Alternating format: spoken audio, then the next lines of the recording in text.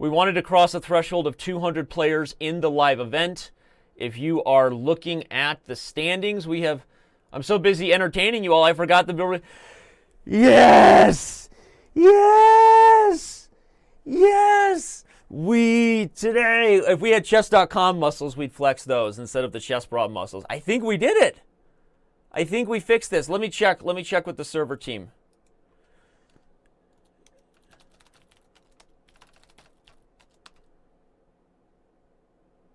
You're kidding. Wait. Some people are having... No, everyone's games are okay.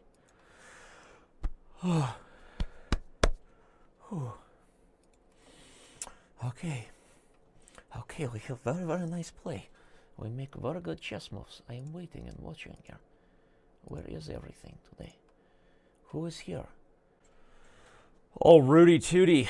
Fresh and fruity. International Master Danny Wrench here, subbing in for what is normally a Chess Bra partnered show here on Chess.com, Twitch TV/chess. I normally have Amon or Eric or one of those, but I just couldn't do it to him anymore, given what's been going on with these Title Tuesday events and our inability to not suffer from massive issues in the middle of our formerly flagship event. Who knows what it's going to be called anymore in the future. So today, I'm sitting in to provide the commentary and possibly a live Q&A session with all the fans wondering what in the world is wrong with Chess.com and why can't they make their biggest event work. But it will be one of the biggest events we've had so far if it goes off. We already have Grandmaster Hikaru Nakamura right there at the top, followed closely by a who's list of just all the top grandmasters you see playing regularly on Chess.com. Obviously, you know that Letchis Q, however you say that, is the one and only Nepomniachtchi. We've got the young Russian star, Aparian Grigori. You've got, of course, Sebastian. Almost not even in the top 10. That's how strong the event is. That, of course, is Lanier Dominguez. Let's make sure we follow Hikaru on all sites and servers. That's pretty much like a pro tip, right? Whenever somebody first gets involved in the world of online chess, pro tip, follow Hikaru's games. Shout out to everybody in the Twitch chat. Thanks for your support. Thanks to everybody. Chess Bay, the one and only, the wonderful Chess Bay. Hope you are having an amazing day. We've got Perpetual Stalemate. We've got Crazy Old Hippie. Liam Shez, I think you were the first person in the chat. Shout out to Liam. Over at the Chess TV room, we've got Diamond member Adam Taylor. What's up, everybody? We got Senile Oyster, one of my favorite usernames there.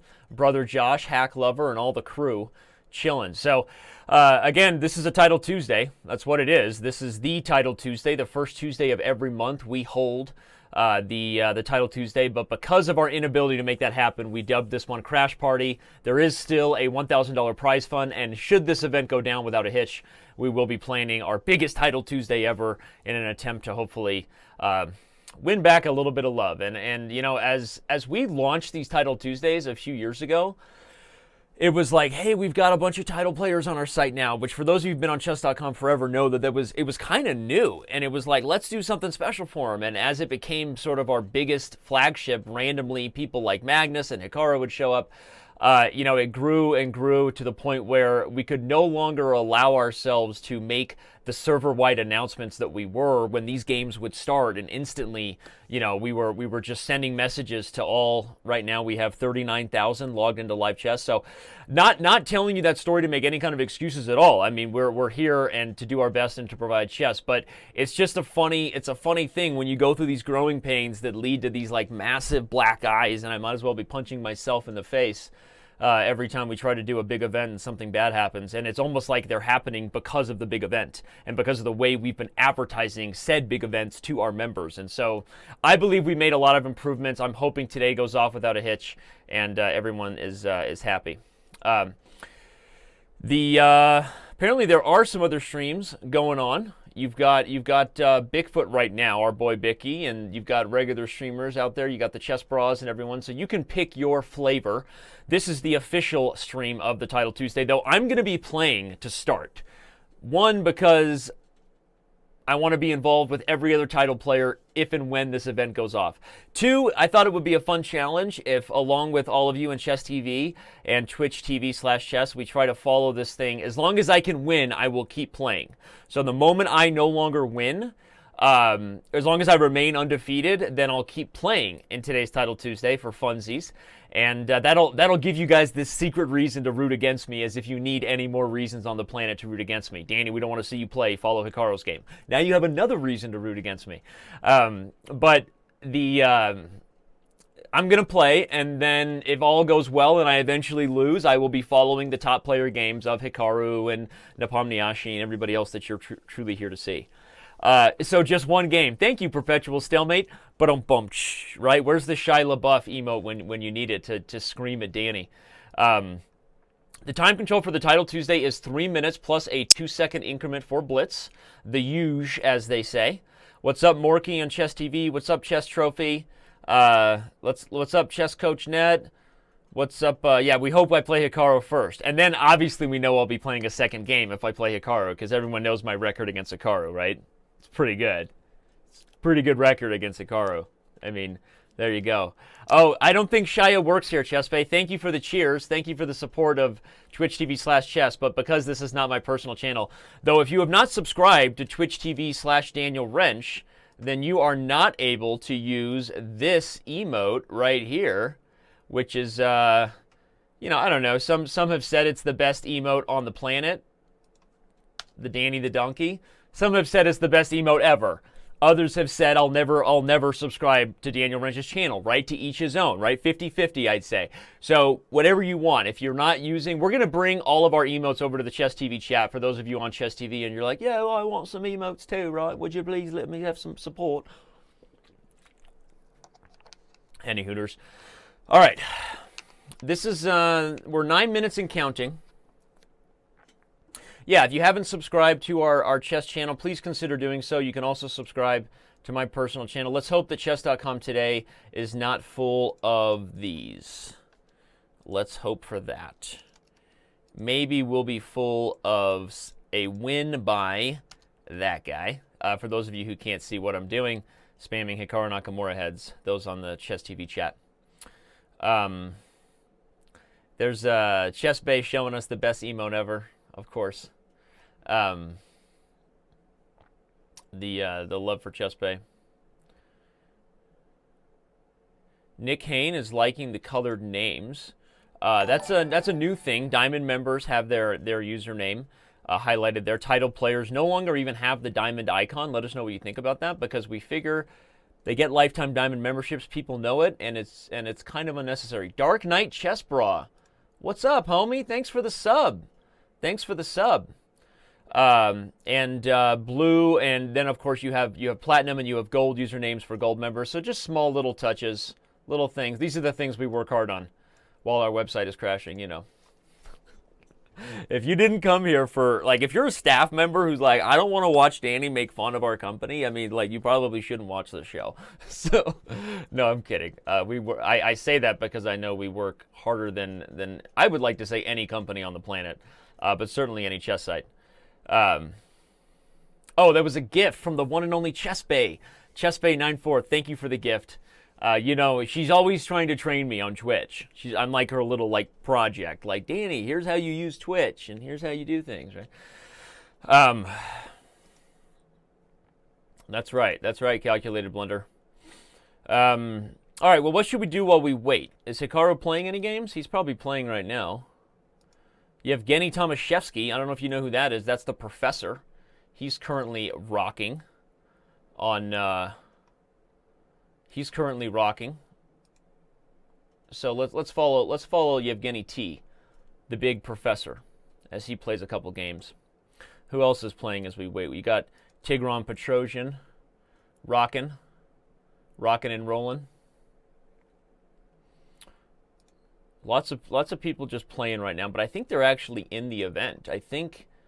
I know Tigran Petrosian is in the event. Let's scroll down and see. Oh, we got Gawain Jones here. Sweetness. I thought I saw Petrosian in the event. Did I just pass his username? I thought I did. He was in the event.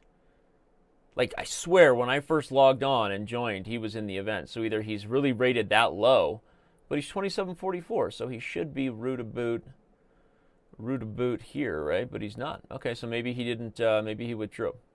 Yevgeny T also not in the event. Someone should let those guys know that they're running out of time. To play the title Tuesday. Hello, it is I, your Chess.com comrade. I am here for you today. All Chess.com comrades are here. It is me, your Chess.com comrade. Yep, I know. Nepo's playing. Who is this guy? Oh, I think that's, is that Gregorians? No, Melkumian. That's right. That's where I've seen. So, Hana Pazoria is Melkumian, who regularly plays for the Armenia Eagles, which I didn't know his username by heart. So you have Hikaru, you have Melkumian, you have Nepomniachtchi, you have Naroditsky, who is Anawal. Let me see. I should know all of these people just by their usernames. Oh, Jules Moussard, okay, the legendary Mr. Migraine himself. Okay, not MVL is Mr. Migraine, but yeah. So thank you, ChessBay, for sharing the link there. Anybody who wants to join or follow the event, yeah, let's test our servers. If you are on Twitch and not on Chess.com, do me a favor and click that link and log in, right? I want as many people as possible observing this event when it starts. We are desperately trying to break Chess.com today. Me, you, one man, currently 427 Twitch and Chess TV viewers have a mission. Okay, but we do, Danny, can you put a shoe on your head to prove this is not pre-recorded? I would if I had a shoe, but I not have shoe. I have what I have here is very, very nice head. I have my Chess.com comrade is here with me today. Hello, Hikaru. What you say here? Who are you? I am your Uncle Sasha. I am here for you. I am your Chess.com comrade. Okay, very nice. Bigfoot just subscribed for 2 months, and that was Bigfoot himself. Appreciate the love. Appreciate the sub. Thanks to everybody who's tuning in. We're watching Tigran Petrosian and waiting for the event to start. We were secretly hoping Yevgeny T might jump in here. Not every day you see the professor. He's not as regular, the professor, playing on Chess.com, but when he does, he prefers to play in Title Tuesday, right? I rarely play chess, but when I do, I prefer Chess.com. But speaking of which, we mentioned that right there at the top is Melkumian. We also mentioned Anawal Jules Moussard, who played for the Migraines. Allows me to give you a quick, shameless plug. If you didn't know what you were doing this weekend, you now do. April 7th and 8th is the Pro Chess League Finals. It's not just an individual sport anymore, everybody. It's a team sport, okay? And if you haven't been following the news reports on Chess.com, we have a really great one up right now, helping you to get to know the Ljubljana Turtles. Get to know, tongue twister. But make sure you tune in, check it out. Saturday we have 2 events. Sunday we have 2 events. There will be a consolation match this year, and I will be hosting commentary along with the crew you just saw there, and looking forward to it. So, Shangdu FTW. You didn't even spell it right, Liam. You can't say Shangdu FTW if you're not going to... I mean, you know what I mean? It's like... Right? Coffee player, no more Russian accent, please. Is that like... You said it like it's a test. With a question mark. Diamond member, Imo Suji. Like, no more Russian accent, please? Right? Knowing that it will be declined, right? Your request will be reviewed. And then, you know, like any experience at, you know, a Russian public government, you know, facility, denied, right? And Uncle Sasha will be back here. Very nice. Привет. Привет. Slonce piet. Here's the четыре. Slonce шесть. Ладья. Okay, what happens here? Shock. Right here. We have... who is this guy playing? Mickey Taryan. Interesting, huh? This guy's like 2,700 at Bullet Town. Okay. Well, oh, Maiden 1. We just saw it on the board. If that's not clippable, that's like impromptu clips right there. the right there, we were just happened to be pretending to follow this game just so I could pretend I will say Russian accent moves right first, J2, Shachmat. Okay. Well, anyway, the event is about to get started. Let's go back and check on the standings. We have Hikaru, Melkumian, Nepomniachtchi, Danya Naroditsky, Jules Moussard, Soryov. We have who is this guy? Misha Alexei Saranya. Okay, a young player. All right.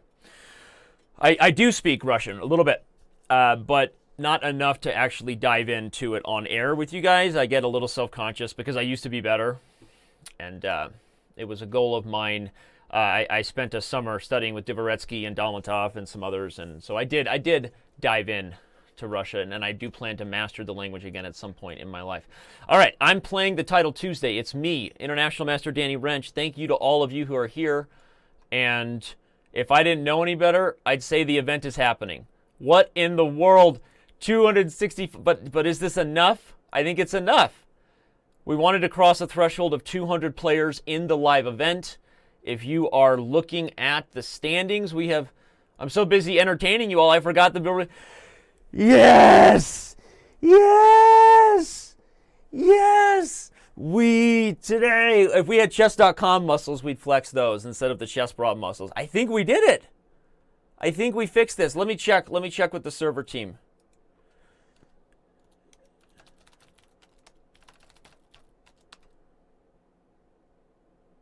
You're kidding. Wait.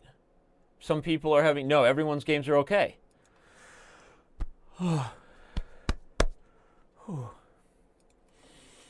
Okay. Okay, we have very, very nice play. We make very good chess moves. I am waiting and watching here.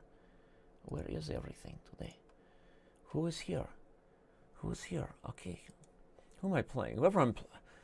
A 1900 rated candidate master, so let's hope I can win this one. The goal, everybody, if you're just joining the show, in addition to us having an event, the event happening, is that I'm going to win every single chess game I play. I'm about to pull an Emery Tate, late and great Emery Tate. He is missed, as when he told me after he made the IM title, very simply, my next goal is to win every chess game I play, in the words of Emery Tate. Title Tuesday happened. What's your next goal, Dan? Thanks for asking. My next goal is to win every chess game I ever play. Yep. That's it. I think, BJ, what's up, man? BJH13, thank you for all your support, by the way. Thank you for everything you do. I feel like I don't thank you enough. So let that end now. Thank you for being here. I think it's working. I think the site is working. I'm watching the team as we are all observing the server. Bueller.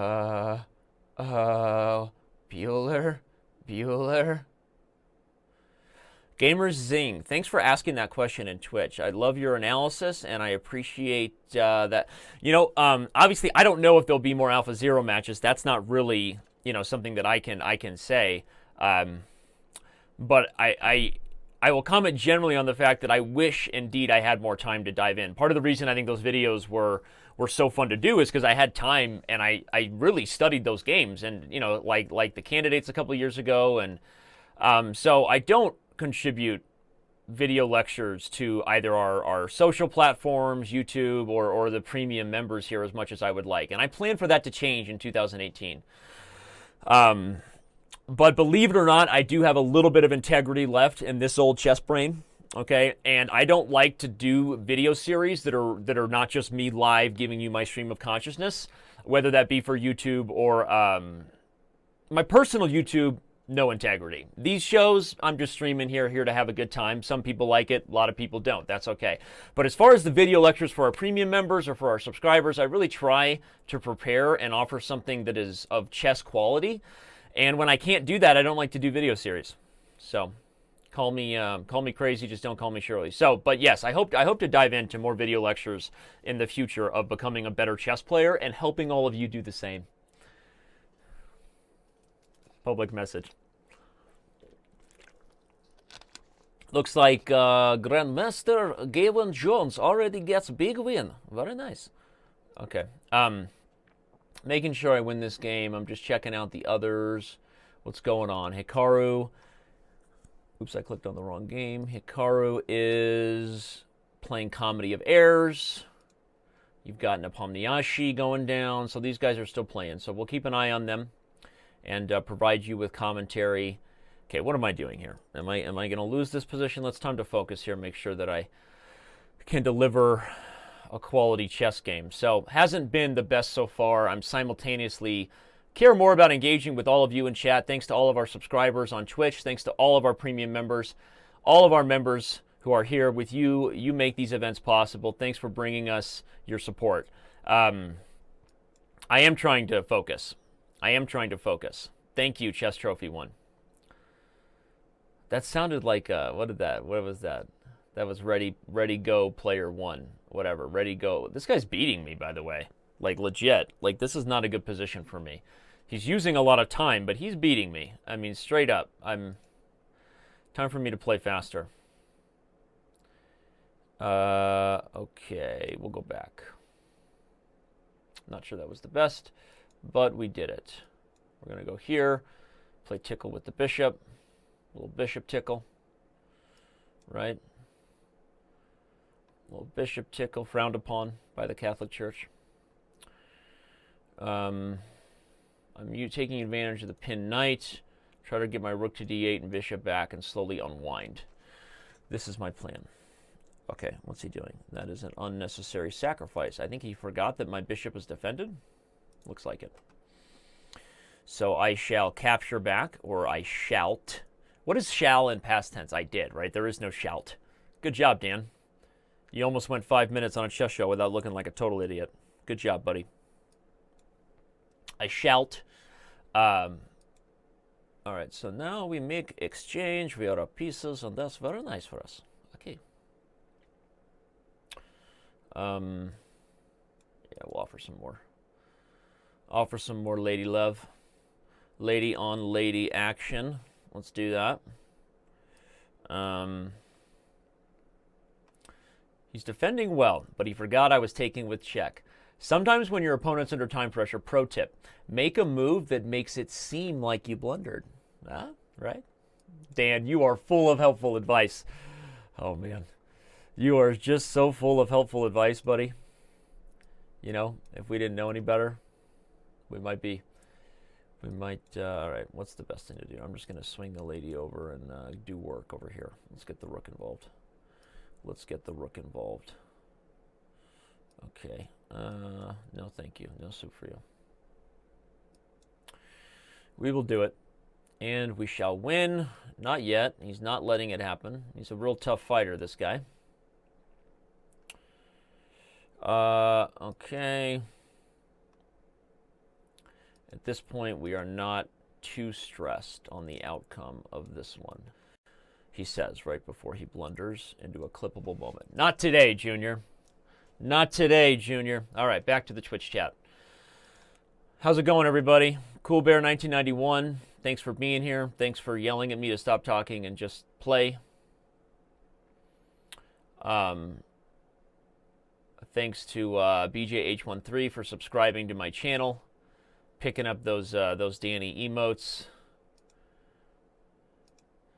Thank you, everybody, for not believing in my ability to find checkmate in one in the Chess TV chat. Appreciate all of it. I'm going to check in with our server team. Believe it or not, I'm actually here to work today.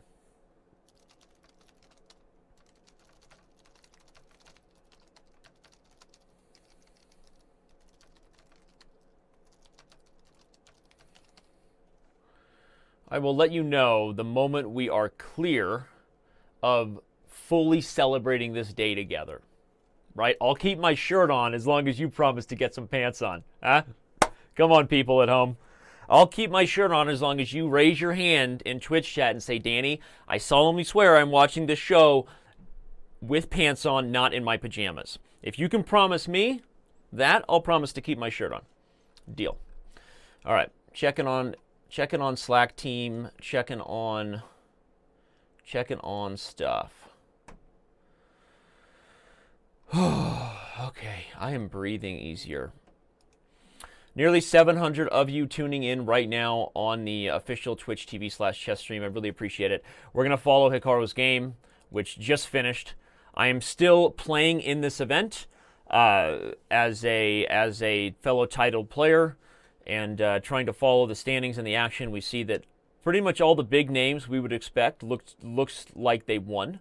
You've got Lanier Dominguez, that's Sebastian. We've got Hikaru, who is still playing amongst the world's elite. We've got Wonderful Time, one of the strongest international masters on our site. What's going on here? This looks like fun. As long as I win, I keep playing. That's the goal. Then we switch to full throttled analysis, likely focused on Hikaru Nakamura and the other nearly 2,800 grandmasters. So this is a tricky one. Wonderful Time is down to only 5 seconds and not really any better. I mean, Pulpin J offering queen trades. The rushing forward of the H-pawn didn't work as long as the queen and knight were there. Wow, he just won on time. It's a strange performance there from Wonderful Time, one of our favorites. We tried to observe Hikaru, Liam Shez, and he's not playing right now. So he's currently not involved. Let's go to the games that are still remaining. Tigran Petrosian is up in this. Let's see that game. And he's about to win. Okay? Commentator's curse, right? The moment I click on a game is the moment it comes to an end. Would be the way that this curse thing happens. Let's check out this one here. Not going to be here, I don't think. Can Black just trade and then win? Is he winning the A-pawn in time? Strange decision there. Actually, a terrible decision. Play bishop here. And White has very good drawing chances. Keep the bishops on the board. Can he meet him? He gets there in time. Okay, so everything was fine. Moker Slag calculated a little faster than we did. And an interesting moment there, right? Because keeping the bishops on the board, that should also be a draw. But if you can ensure that you can get to the corner pawn in time, then certainly that is the more accurate way to draw. So very fast and solid calculation there. We are running out of games to follow. The final remaining Grand Master in round 1 of today's Title Tuesday is this one here. Looks like he's in control. Shouldn't be too much trouble. You can even just bring the queen here and sack on h8. No way White can stop the A-pawn. So indeed, White throws in the towel.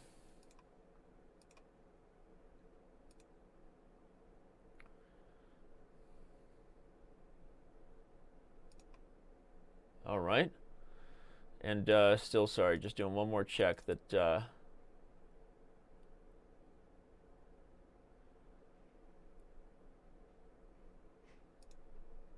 Okay, it seems like we had enough players. North of 250 was plenty to test the quantity. It's not 320, which was the record number of title players we had in that first event that crashed back in February. And then the event that crashed after that, where we thought we had fixed things and we didn't. So shout out to Gabil. Thanks. I'm glad. It's glad to be back. I haven't been streaming very much. I will be live from San Francisco, flying out tomorrow and preparing everything for the PCL finals. I'll see all of you for the first ever esports chess final. Excited for that. But otherwise, yeah, I haven't been streaming much lately. Happy to be back. Thank you for the welcome. So it looks like we're excited. Today's event was all about the crash test, and we're there. I'm going to officially announce it. So the next Title Tuesday we will do will not be in May. We will hold the biggest prize fund for a Title Tuesday ever, $5,000 in cash prizes on April 17th. Tell all your title player friends. Shout out to the QXW who just subscribed with Twitch Prime. Thank you for the support. The next big event for Title Tuesday, still unsure at this time who will be the host, either myself one more time or whether we will hand things back to the Chess Bras who have been known as your mainstays for the Title Tuesday. But officially, you can mark your calendar. 2 weeks from today, April 17th, we will have a $5,000 prize fund for the Title Tuesdays. This was just a crash dummy. That's right, Big Shorty 11. We didn't want to increase the prizes and promise that we had fixed things until we were a little more confident. I think that at this time, given the amount of people I see in chat who would probably prefer me to switch into some educational analysis, follow Hikaru Nakamura's games and others, I think I'm going to withdraw from the event. If you guys really don't want me to withdraw from the event, I need to see some screams. I say make some, you say noise, make some. Okay, crap. The next game started. All right, I'm going to withdraw after this one if I lose. We're assuming I'm going to lose, right? Okay. All right. It looks like games are still going. Things seem to be on the right track. I'd like to withdraw now. Keep playing. No, I'm so confused. I'm like the child of divorced parents. It's like, come here and stay away. Just make this passive-aggressive communication to your father for me. I'm confused about what you want from me. All right, I'm a confused child right now, not anything else. All right, let it go. All right, well, I'm going to honor my word then and stay in the event until I lose, and should be fun to go big or go home, as they say. So I'm going to play a4 now. The idea is you tend to want to undermine this pawn chain before c5 happens, where there's really a threat of c4, because now on c5 I'm going to play c3, which is what I expect, and trying to hold the center together. You're putting yourself in a position where e5 and f5 is where your cards, where you're putting the eggs that you're putting your basket in. Is that a thing? I don't remember. But the so now this is an issue, right? Because how do I want to defend e4? e5 is the ultra aggressive move, but on knight d5 I've got to worry about the e3 outpost square. Knight g3 is interesting. On h6, bishop h4, my bishop is actually safe. Knight g3 puts you in a position where you're threatening like e5 and f5, just everybody, right? You're trying to prepare space and then some. That should go on a t-shirt, space and then some, right? So that's the plan. Shout out to everybody tuning in right now on Twitch TV/chess, on Chess.com TV. Really appreciate it. Thanks to all the Diamond members who you guys are in the chat. I didn't know if you existed in the Chess TV chat, but as soon as I asked whether you wanted me to keep playing, a lot of you voiced your opinion. Appreciate that. BadAxe99, what's up, buddy? And thanks to everybody who's here, tuning in. Appreciate it. And this is the Title Tuesday. The official Title Tuesday of April is now. It is the first Tuesday of the month. But we will be holding a $5,000 record-setting prize fund on April 17th. Who knows? Maybe we'll even add some prizes. Why not? We should add some more streaming prizes. Let's make a note of that. Simon, let's make a note. Let's add some prizes to that. 5,000 feels like not enough. We should add some special streaming prizes. Streaming prizes that the Chess Bros can't win. And I say that with nothing but love for the Chess Bros, because they will get the most viewers of any channel. Let's add some create. No, I'm kidding. I'm kidding, Eric Hansen. Calm down. I don't want to get a Slack message about that. Okay, knight g4. Now that's interesting. I don't buy it. You're going to put that knight on e3? Because I'm going to put my queen on it. That's right. Back that thing up. Get that pony out of here. If I wanted some pony play, I would have went Googling down a dark hole on the web. If I wanted pony play, I would go to YouTube and Google pony play and have that not be recommended by Danny Wrench on a chess show. So, all right. Kick the pony out. Now we're going to go aggressive. We're going to try to bust things open and go for an attack. Man, makes me want to play f5 and sacrifice on g5 and launch a mating net. Okay, e5 takes, knight d5, e6 follows and undermines the g6 pawn. Let's do it. Let's do it. I know that this gives up the f4 pawn as well, but I'm relying on a lot of pieces facing the king side and the counterplay that will come with that. Although I'm not convinced that f5 and sacrificing on g5 was not a legitimate approach. All right, I'm backing up the bishop all the way. I may try to put the bishop on b3, hitting e6. I may try to use the b1 h7 diagonal. That's this diagonal. For those of you Vin Diesel fans who prefer coloring books, that's this diagonal. Playing quickly as well, hoping that time pressure shall commence. I quickly played king h2 there, sort of prophylactically on the queen diagonal. It's possible I could have taken e7. Okay. Perhaps it's too late for that now.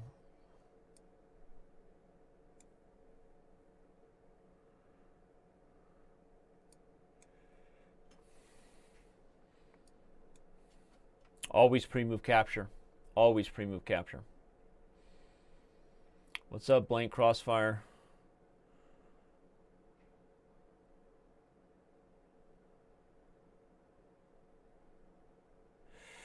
Yeah, this has become less than ideal. How am I? Where's my counterplay?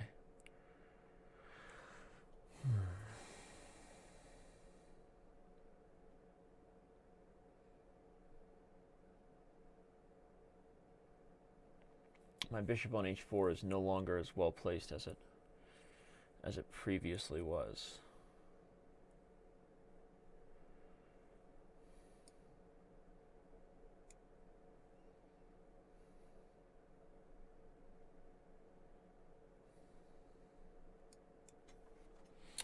Mixing it up. I'm not feeling great about how I approached. I liked my opening. I don't feel great about. I don't really buy my position here. Full disclosure. I don't like it. Yeah, that was the right idea. I'm going to go for this line.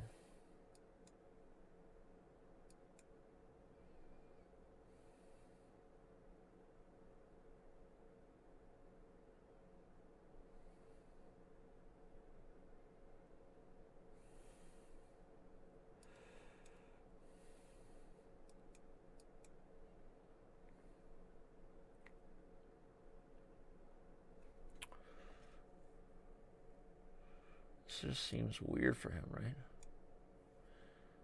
Feels rather loose, to be honest.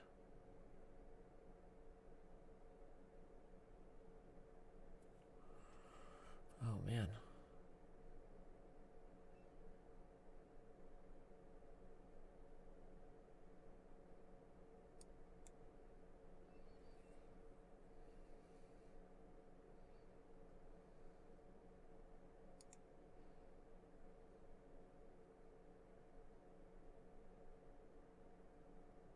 I don't know why I did that, actually.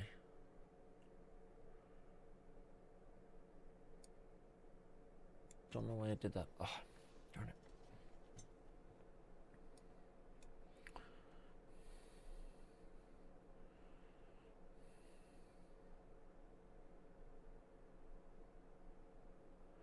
Less than ideal.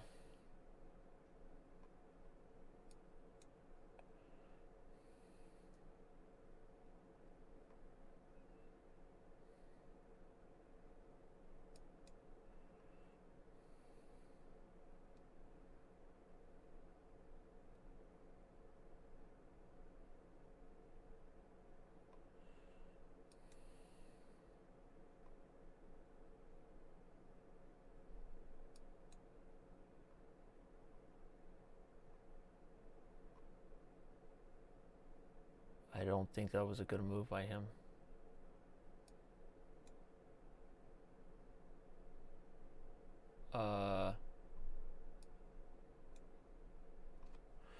Did that really just happen? Seems like it did.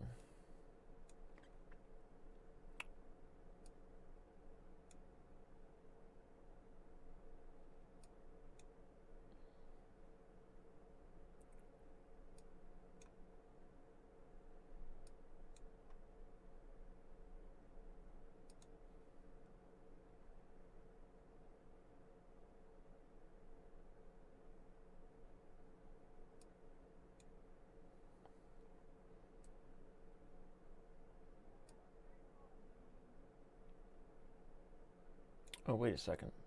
That's a queen. Hold a tick. That's a lady. I guess I'll take.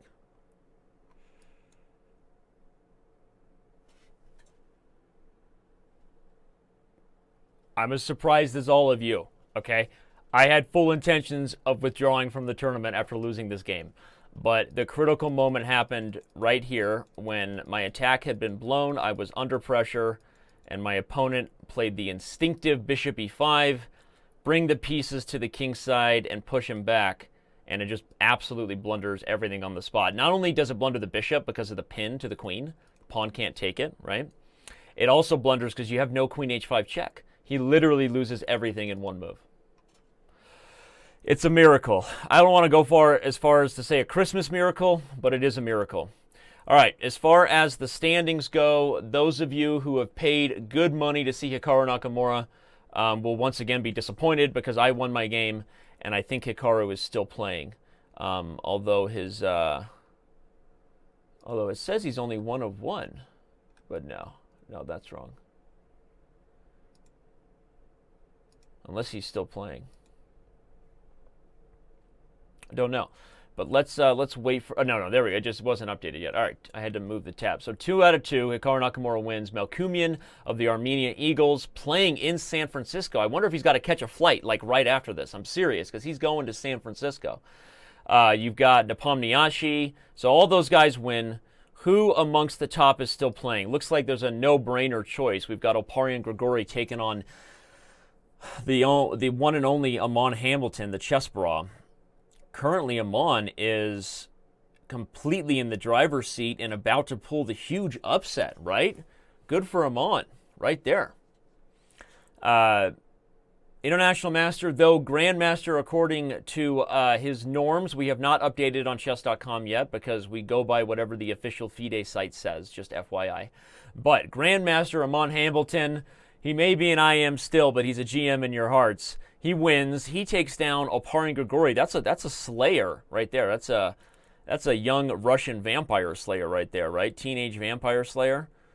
International Master Amon Hamilton. So, who else is playing? Let's go to the big games and see who else is going. Okay. The Commentator's Curse. We have Indian Lad.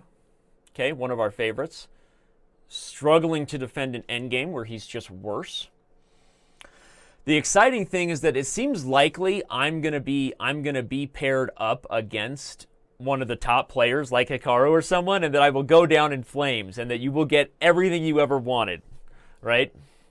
Those of you who are just here, appreciate all your support. This is the Title Tuesday for April. Chess.com didn't crash. The crowd went wild. You should have seen it. It was weird. People were like, take off your shirt. And I was like, no, right? Anyway, everything was awesome. And we will have a huge event on April 17th to celebrate. $5,000 in cash money prizes. I think we're going to add some streamer prizes to that too, just so that it's even more, because we need to get everybody involved in this. We'll get Hikaru to stream his games. You know, I'm just saying that randomly. I haven't talked to Hikaru about it yet. Don't hold it against me if it doesn't happen. Chess Bay, BJH, Grandmaster Ben Feingold is in the chat. I don't understand the question. Obone747. Why does Danny get now? Who does Danny get now? Okay, because I can't read. That's why I don't understand it. So there you go. Miguel Rodriguez, Destructive King. What's up? Thanks everybody for being here. This is interesting. An extra pawn, 2 knights. How do you work it? With no diggity, clearly, but how? How does that no diggity get up in this? If you put the knight on e5, the problem is you can't really target h3 without ever unleashing the bishop for defense, right? Okay, black won this game because of time. Not to say we're going to hold that against him or anything, but I don't think this position was winning outside of that. So, so there you go. All right. Well, the beat rolls on, da-dum-dum-doo, and I am once again playing an international master. Have not been fed to the sharks yet. I haven't been given Hikaru or Nepo or Lanier Dominguez or one of those household names just yet. So that's a little disappointing. I'll play the Nightorf. I know what you're thinking, Chess Bay. Danny, how could you not play the dragon, right? All right. Well, forgive me. Forgive me. Forgive me, Twitch chat, for I have sinned. All right. No dragon here. Trying to keep an eye on my teammates in Slack. Hopefully there's nothing too critical that they are pinging me with that I am ignoring. Because full disclosure, I'm ignoring them right now. Let me see. Piotr, the live chess server guru, live chess architect, as I've called him. Piotr is like that guy in the white beard when Neo comes through and meets the architect, right? Piotr is showing a gif of a lot of hugging going on when live server didn't crash. Piotr has real kids, Piotr, but I would say live chess is also his baby. So he's feeling like a much better parent right now. All right, we'll go for it. Shall we? Shall we? Let's. All right, we're doing it. Let's. I was trying to calculate whether he could play f4, and then if knight d4, if he could take e5, but I can take e2, because if he played f4 and I had to move my knight, right, that would allow this pony to fall, and that would be a problem. So trying to get the best counterplay I can, anticipating, maybe I'll actually capture this way and go back to c6, maintain some of that tension. Good old-fashioned SEC sectional tension. Good old-fashioned sectional.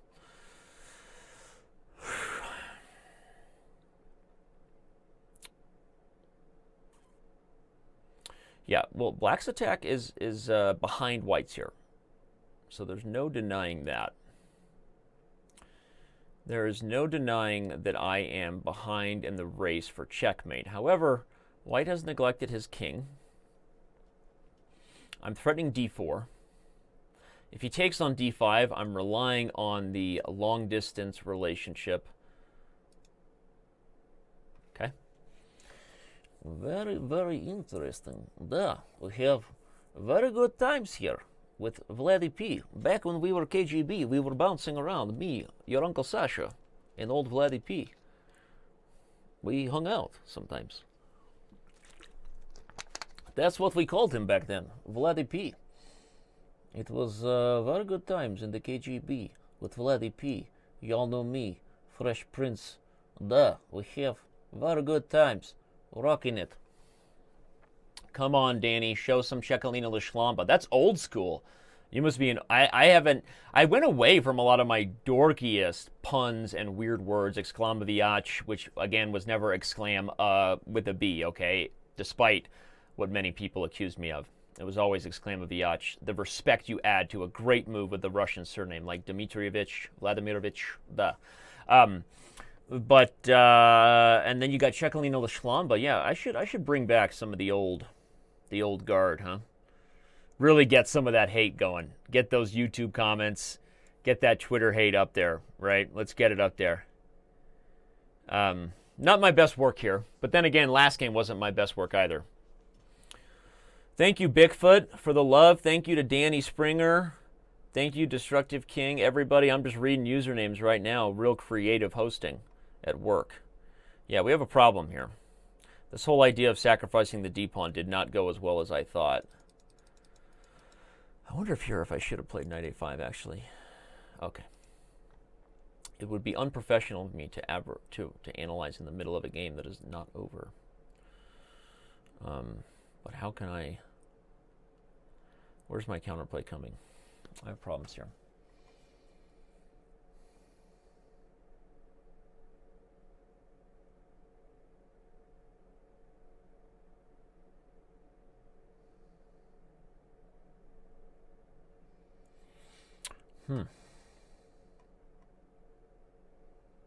I think I am just straight up busted.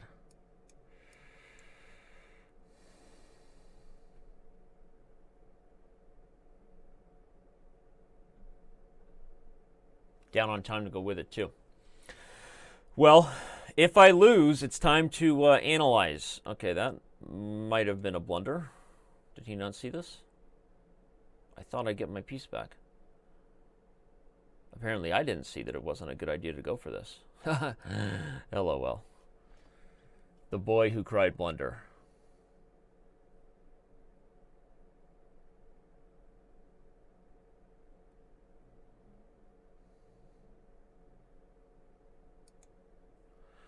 The boy who cried blunder.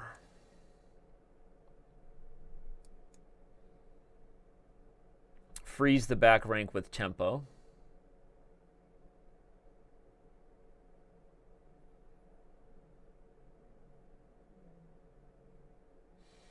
Because I thought it might be a good idea, if you're asking why I did it.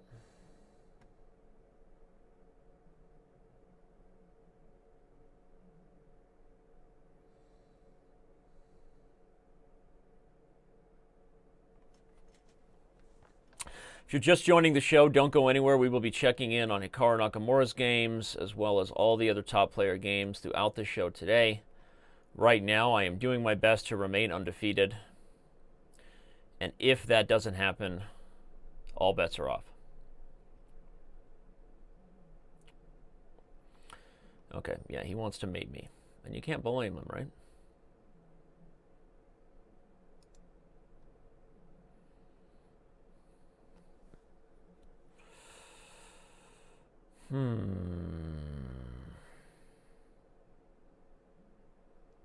Yeah. I feel like he got away with one slightly there. Somehow I feel like he didn't quite appreciate that there were some awkward tactics here. But it doesn't matter. Whether he appreciated it or not, the reality is that I'm about to lose. That's the reality. Okay, we'll play it out. To mate, I am a gentleman. If nothing else, I ring my own bell. Just got my bell rung. That's checkmate. But okay, this has been a lot of fun. Time for me to honor my word. Move over to the standings. Withdraw from the event. And do you want to withdraw from this tournament? Indeed, I do. However, I still want to follow the tournament. So I am going to bring it up for everybody. And the first thing we have to do... Hikaru just finished. And he won by resignation. Okay, so Hikaru moves to 3 of 3. We'll catch that sneaky Hikaru if it's the last thing we do. Don't you worry about it. But we do have Nepomniachtchi, the second highest rated Super Grandmaster in the event. We are officially watching his game. And as they say in Wayne's World, it's game on. All right. What do we have here? We've got a...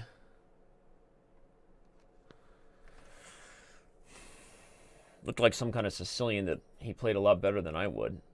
I say that because of the kings on opposite sides of the board and white winning some of these key pawns here. Probably bishop f4. Okay, bishop c3 also defends the pawn, but he's saying you can't take it because in the end there was a pin. So that's Nepo calculating quickly. Now there's both rook f3. Also just b5 I wonder if he might play, because if you take, you still would have to deal with the trade, which is probably a losing endgame. Okay, no. Taking makes sense. If knight takes e5, we can trade and then just go into the rook and pawn, ending up 2 pawns. So now Nepo will defend the pawn and start marching them. b5. Looks like Nepomniachtchi is going to go on to win this one. So amongst the best, who else is still in action? I didn't know that Fedoseev was even playing. Okay, this one seems a little more double-edged. That's Big Fish 1995. Many of you know him from the Pro Chess League, helping to lead the St. Louis Archbishops to the Final Four. Fedoseev will not be in San Francisco. He is not part of the crew that St. Louis is sending to the Pro Chess League Finals coming up this weekend. But he does get some credit for that. So here he is, better in a queen and pawn ending. These are always so double-edged, right? Because you want to win with the queen, but every time you consider rushing away, all you're doing is opening up the perpetual check floodgates, right? It's a tricky move, queen h8. Keeps an eye on e5 and backdoor here to h3. Watch out for king f3 and something like the queen going to g4. I wonder if Smooth as Hedgehog will play this. No, he's going to play Tickle. That might be enough to get a draw against Fedoseev, honestly. No reason to even play queen h3 here. Just keep an eye on the e-pawn, and black can't ever move the queen away from it. So currently instructive defense, I think, going on here by the FIDE master. We'll see if he can keep it up now that he's the one lower on time, and Fedoseev has worked an advantage on the clock. Okay, but still, there should be nothing but a game of tickle here. If all okay, queen b7 or something. That's very good. That's a really instructive teaching point for everybody, that the way you would lose these endgames, and I say you knowing I'm also talking to myself, so I'm not judging you, judgment-free zone, but the way players would lose these types of endgames is by giving unnecessary checks, and you would eventually chase this king up into a position where you start checking him and he's taking pawns while running away from your checks. Before you know it, you've actually helped your opponent improve their winning chances by giving too many checks. So this is a really instructive takeaway. Everyone, put the feather in your cap here. This idea that when you have pressure of a queen versus a king, especially in endgames where your opponent is the one pushing for the win, don't be immature in that you give the first check you see, assuming that all roads will lead to perpetual. If the king is already in a precarious spot, just maintain it. I would say queen f7 was good here. He played queen to b7, that was fine. If he could say pass would be fine, because as long as the queen has the pawn on e5 under her sights, then queen takes d3 wasn't possible. So that was a really instructive defensive effort there, not giving into the urge to just give checks forever. That's something we could learn from this game. All right, what other top games are going on that we can learn from? Let's go on to this one here, where we have Grandmaster Melkumian, also of the Pro Chess League. He goes, whoa, this is like a puzzle book. White is stalemated. White is stalemated, but he's going to get checkmate in time. White was hoping to play d6 and go to Sacktown, and at the end of a line like this, White has no moves, and it would indeed be a stalemate. But Black has zero intentions of that. Black will simply get a queen, and Bob's your uncle on the first rank, before you can say dorky pun by Danny. All right, who else is still playing in the Title Tuesday? We have, and scroll down and see a lot of 2.5 out of 3 scores still, a lot of 3 out of 3, so a lot of action left here. The game between Nepomniachtchi and Arish Tabaz did eventually go as a win. Oparin Grigori struck back after losing to the one and only Amon Hambleton.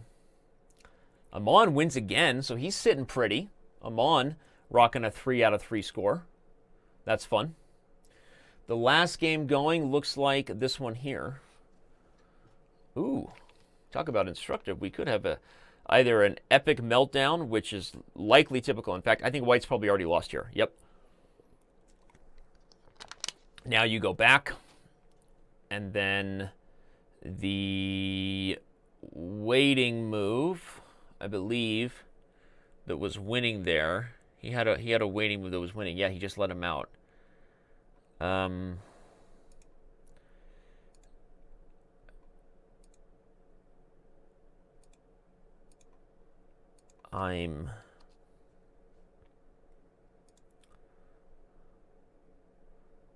curious. Let's go to the Batcave. There was a win there. You can watch the live position, but I'm pretty sure in this position there's some sort of zugzwang for Black. Sometimes the idea is you go here, taking away the waiting moves. Now the king can't run its mate. If the king goes here, it's mate. If rook check or something, you have bishop d3. It would take a little while for me to track it down, but you know, it's no surprise. This endgame, the rook and bishop versus rook, is typically very, very hard to hold, especially under time pressure. So there will be no judgments if Oleg can't hold, and I say that right as he proves me wrong and gets the draw. That's pretty awesome right there. Boss town right there. Well, that might be an interesting one to look at. And think of that. Speaking of the devil, an interesting one to look at. I don't think there's any better place to start than Grandmaster Hikaru Nakamura taking on the legendary Finns. Finns is probably streaming the tournament right now. Yeah, he is. He's got 260 viewers. All nearly 1,000 of you that are here with me at Twitch TV/chess. Thank you for all of your support. Thanks to all of our subscribers. Subscribe right now to our channel and get some emotes, as the Moobot just said. Whatever, right? There's some emotes. Who cares? Anyway, but apparently people like them. And thanks to everybody tuning in at Chess TV as well. Appreciate the support. And this is going to be a fun one. So let's analyze it. We have Hikaru taking on Finns 0905. That is John Bartholomew. Team Scandi. Okay, so Hikaru plays his b3 approach, and like nobody even expects him not to. He already has a better position as White. He's going to focus in on e5, make sure that it's difficult for Black to change the structure there. Why would black want to change the structure? Well, even with these pawns being doubled, as long as white kind of owns the dark squares here, you're always in a really dangerous spot where white might try to launch an attack on the king side, because this bishop and the dark squares together combine for something nasty. c4 is a really interesting move by Hikaru. He's putting the kibosh on black getting c4. Let's say Hikaru played a move like rook e1, trying to be ready to play knight e5. Finns was looking to punch through c4 and get counterplay on the c file before white could focus on the king side. So Hikaru allows d4, which blocks in the bishop on b2, but he's not letting black's pieces get the best of things. I don't like that move by Finns. Hikaru's going to take here with the knight and immediately threaten knight to b5 with tempo. I don't understand why he would do that. If Hikaru takes with the knight, what? Was there some sort of tempo here that I missed? Takes here, takes a3. Was he going to go to sacktown? He was going to go to sacktown and sack everybody and get 1.5 million pieces for the queen. That was John's idea. Okay, interesting. So the weakness of d4 still exists. And look for Hikaru to take that pawn, okay, as he does so now. And I still like the direction this game is going, as Hikaru's clock does. He's used almost 0. How many seconds have you used, Hikaru? 0, right? Oh, Hikaru, I tried to grab your face to join me on show, because I know that's what you want to do. Hikaru, what do you think about your time management? Thanks, buddy.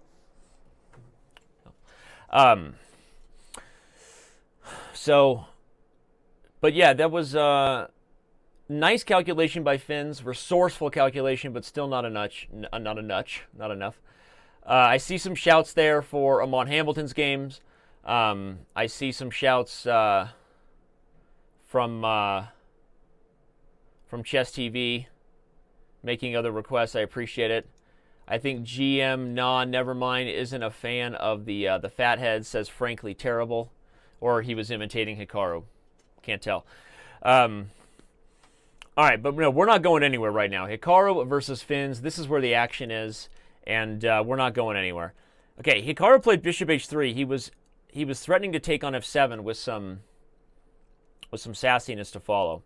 You know, if Finns ignores it, you're going to take here and then take here with the queen or the bishop in a big-time attack. So Finns put the kibosh on that. Rook e8. The bishop just comes back to g2. Hikaru is being patient with the position. Doesn't want to play d4 too aggressively if he thinks the c-pawn will become weak. But at some point, look for him to try to expand in the center. The other idea is to kind of keep the structure just as is and march h4, h5. Okay, so he goes for d4 now. I guess the threat on e6, getting the rook to move away, made it so that this pawn wasn't as weak as it might have been. So Hikaru decides he can go for this. Yeah, now you're really looking into the face of danger here if you're Finns, because Hikaru is putting clamps all over the board. Moving the b pawn is probably met by advancing the c pawn if the a guy doesn't just fall immediately. This bishop is a monster, and black is running out of moves. Time management here, it really puts things in perspective when you know that guys like John Bartholomew would crush somebody like me, right? An active international master trying to become a grandmaster, and then you watch someone like Hikaru just destroy. Black's pieces are being abused, and now white is officially threatening to win the b7 pawn. Excuse my highlights. So John pushes, but that's only going to fall a6 indeed, and Hikaru just gobbles it up. And people are interested in watching. Sorry, I've learned to be a little more careful when I read things in chat. For those of you who've watched some of my worst moments where I've repeated inappropriate things, so trying to be a little careful. Shout out to M. Gleason. Thanks for all your help, all the things you do to help make Chess.com a better place. You are awesome, M. Gleason. You know, I think at some point we got to change that, M. Gleason. I want to find a way to add prizes to the Untitled Tuesday. Certainly adding streamer prizes for those who want to do commentary of their games while they play is like a no-brainer. But M. Gleason, you can get my email from JD and send me an email. Let's discuss that. We should do some prizes for those community events. And it's not really something we want to do as far as going too far with cash prize events, and I don't want to get into that, but I would like to provide some support for that. I think that would be really cool, especially if we can get some streaming going. So, all right, Hikaru just went to Smashville here against Finn's. Honestly, in this position here, Finn's blunders knight d5, but it's hardly a blunder when there's really no other good moves to make. Hikaru Nakamura moves to 4 out of 4. And we are going to check back in on the standings on that note and see who's about to join him. Still listed at 3 out of 3, but we'll be 4 out of 4 shortly. Nepomniachtchi is still in action, so let's go over here. Nepomniachtchi is better with a rook and knight versus a rook and bishop against Shrek David. Popular username and player on Chess.com. I feel like I've been playing Shrek David since I was a wee boy. I feel like I've been playing Shrek David since before the internet. Anyway, knight d4, knight e2, perhaps. He doesn't want to go to the rook ending, so maybe he'll avoid that. Goes for the knight to e1. Also, eventually planning to come around, but now there's some counterplay. Got to be a little worried. Yeah, he's going to come back and defend it and have to relocate the knight once again. Oh, I thought he would go to d3, threatening knight f2. I think that might have been better. But okay, he's going to d2 now, I think, or he has to deal with rook d1. Rook d1, there was no checks. I wonder why he didn't go for rook d1. Shrek David is putting up his best defense. I don't know that this has been the smoothest technique by Nepomniachtchi, but now the rook and the knight will eventually come together. Yeah, he plays rook c2, and Mikey likes it. Mikey likes it. Okay, knight f3 check, king f1, and then what? March the king in. You can also rework it around here. These types of positions are just a nightmare, right? Where the rook and knight have weaknesses, and so Nepo is making these moves I was saying because you put the king in a tactical situation even if there's no concrete threat. Okay, now he's probably going to play knight g4 first, just to stop bishop takes f6, unless he calculates something better. King h6. An even easier way to stop bishop takes f6 to make sure that this knight can stay down here. All right, he settles on knight g4. Rook to c2 might be played.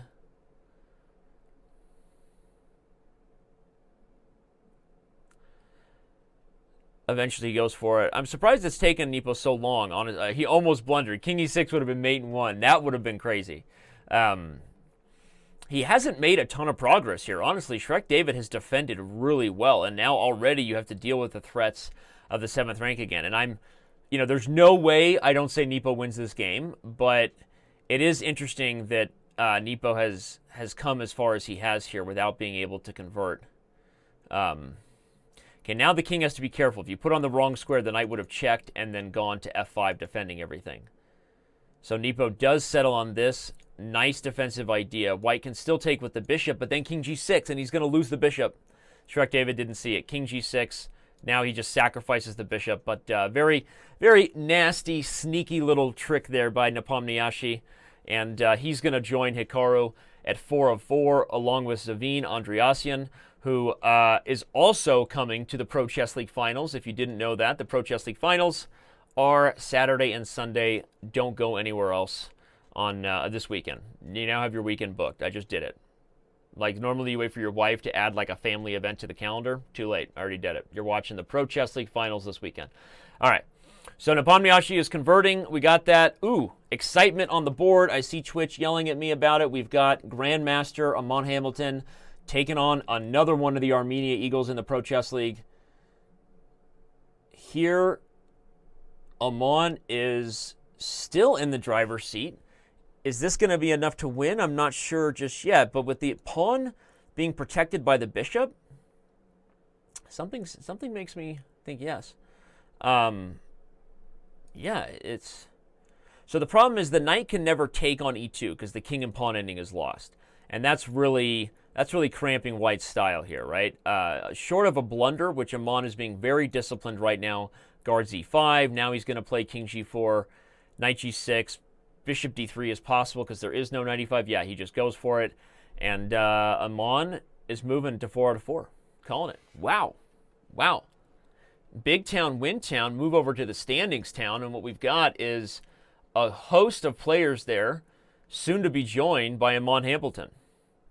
So a good day right now for the Chess Bra, and a good day for all of you checking in with the chat here as Amon cleans up. What's up? Check then mate. Looks like the new server code is working. Indeed, indeed. You already missed the celebration. A lot of 4 out of 4 still. That's pretty normal. As Bad Axe says, that's, there's still a lot of time left. What isn't normal is how many of the top names we have there, right? I mean, okay, there were some other top names at the top to start this event that are not there. I can point out Daniel Naroditsky, Sebastian, otherwise known as Lanier Dominguez Perez. So certainly there are some top names not there, but there's also a lot of well-known faces still sitting at the top of the standings. And now Amon Hambleton is going to join them. So let's see what other games are still going. Okay, Sebastian, we already saw that. Igor Kovalenko against Steven Zerk. That one also ended in a draw. What else we got here? We got Karanki versus Amin Tababai. Taba, not gonna work here anymore. A rook ending that I actually just had in a daily chess game of mine. No joke. I'm not kidding.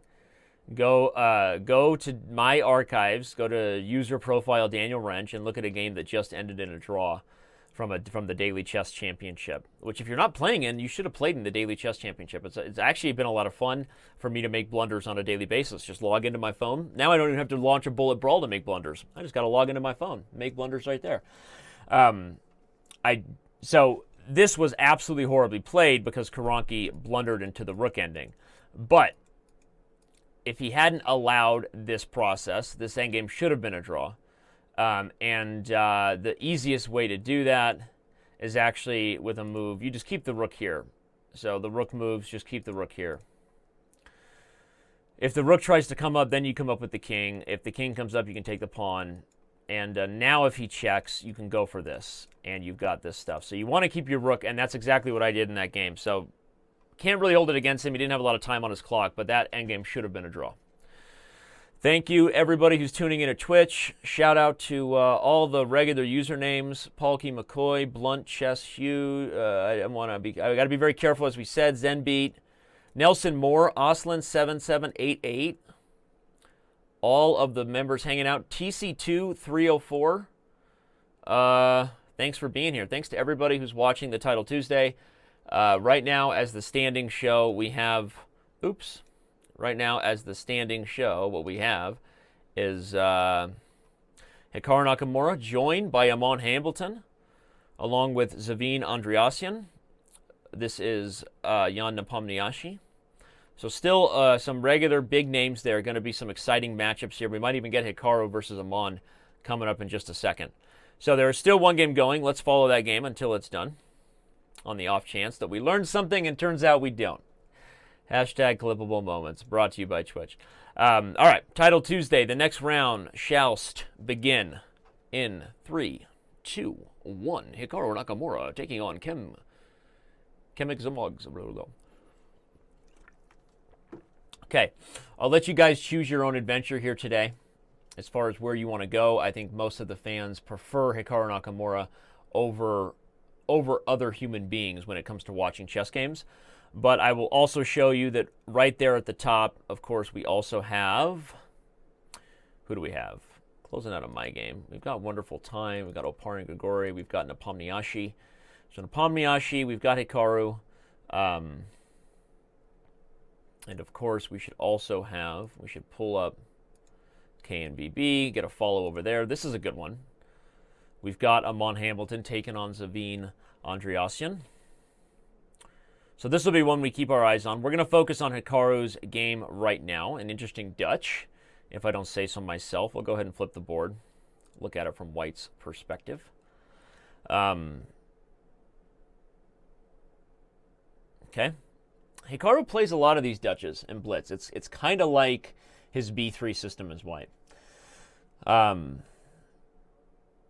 Muhammad ABD wants Nepo, followed by Face the World. FTW is such a polite way to tell people to stand up for themselves and face the world. Hey, FTW, face the world. Yep. My favorite way to say face the world is FTW. All right, Hikaru. Okay, this is going to be fun, seriously, because this is one of those positions where Hikaru is probably going to go on to win. Okay? Full disclosure. And a good question from Bigfoot is, will Hikaru cross 3,000 in this tournament? You know, that kind of depends on your odds about him winning. If he wins the tournament, likely he finishes above 3,000. If he drops a game at some point here, then has zero chances, right? Because he's going to lose so many rating points for a single loss or draw that he'll have no chances, even if he clean sweeps everybody from there on out. So we see f4, and the point is, it's obvious what black wants here, everybody. You're all in on a kingside attack, and let's go ahead and switch over to the bat cave, and just so we can analyze it and let Hikaru focus on his live position. We will have the analysis board up. But the thing is, even though Hikaru is going for this attack, what I'm saying is black is not any better here, right? The e-pawn is really weak. a3 was a nice move by white, probably going to look to get b4 in. This is one of those positions where, you know, regardless of how much stronger Hikaru is, you can't be thrilled with you can't be thrilled with black's position to this point. And right now, white is playing super quickly. Only 1 minute and 36 on the clock, so he kind of knew he needed to speed up. Hikaru is going to bring the pressure and try to get his opponent under time pressure as quickly as possible. But white's better. I mean, the e-pawn is the weakest pawn on the board. The f-file is belonging to Nakamura, but not a ton to show for it yet. Immediately, I start wondering if there's tactics like rook takes d7 here. In fact, Hikaru played knight g4, and white finds this tactic, which I don't see any reason why that's not good for white. So I think Hikaru just blundered with this last move, the move knight to g4. And all right, Hikaru has his work cut out for him. Straight up, Holmes. Straight up.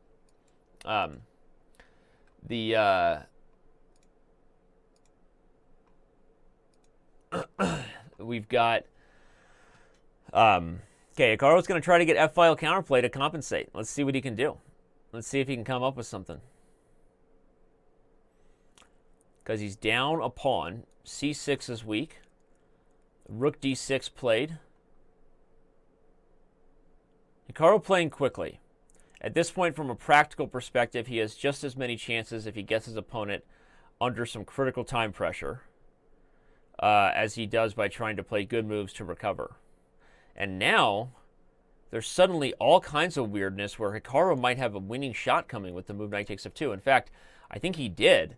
So his opponent played rook d7 rather than just move the queen. If we analyze it, I think if the queen moved, I think Hikaru had knight takes f2, queen takes f2, bishop e3.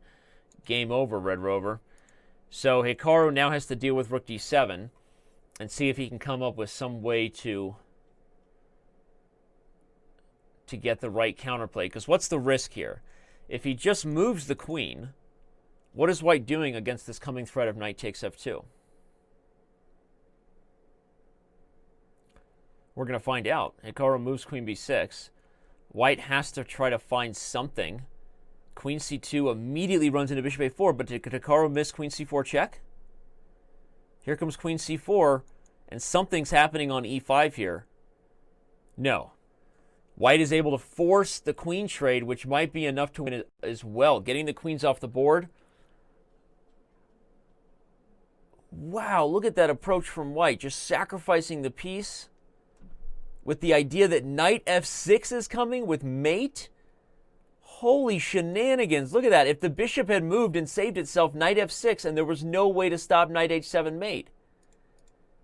Oh my gosh. That's a nice combination by white. Okay. e5. White is Going to try to bring the noise with the knight coming into f6. Hikaru is forced to transition into the endgame where for sure he's about to go down. Yeah. Wowzers, wowzers.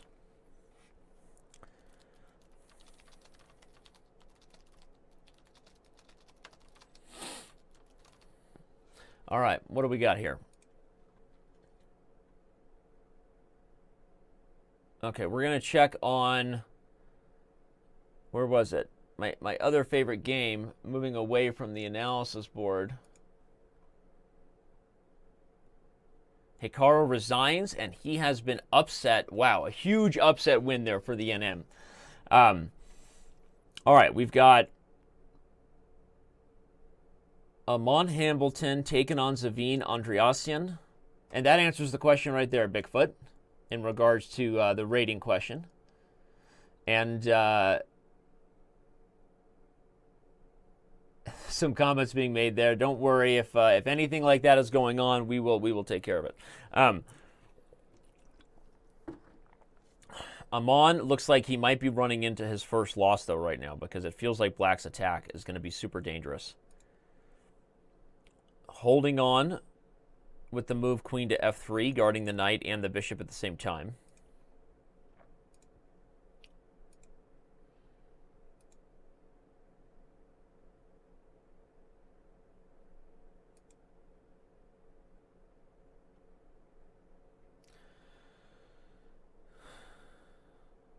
Hey, everybody. Sorry, just reading your chats. Title Tuesday is not in Arena, Henry Hughes 9. The Arena Kings is in Arena. Title Tuesday is not in Arena. This is about to be some sort of crazy checkmate on the board. We'll see if Zavine Andreassian can come up with the goods against Amon. Already up a piece, should be enough, but he decides to settle on the queen trade. Boo-hoo, we want checkmate.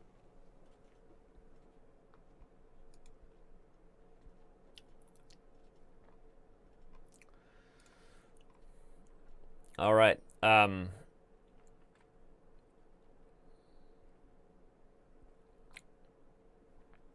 my throat hurt a little bit. Getting some water.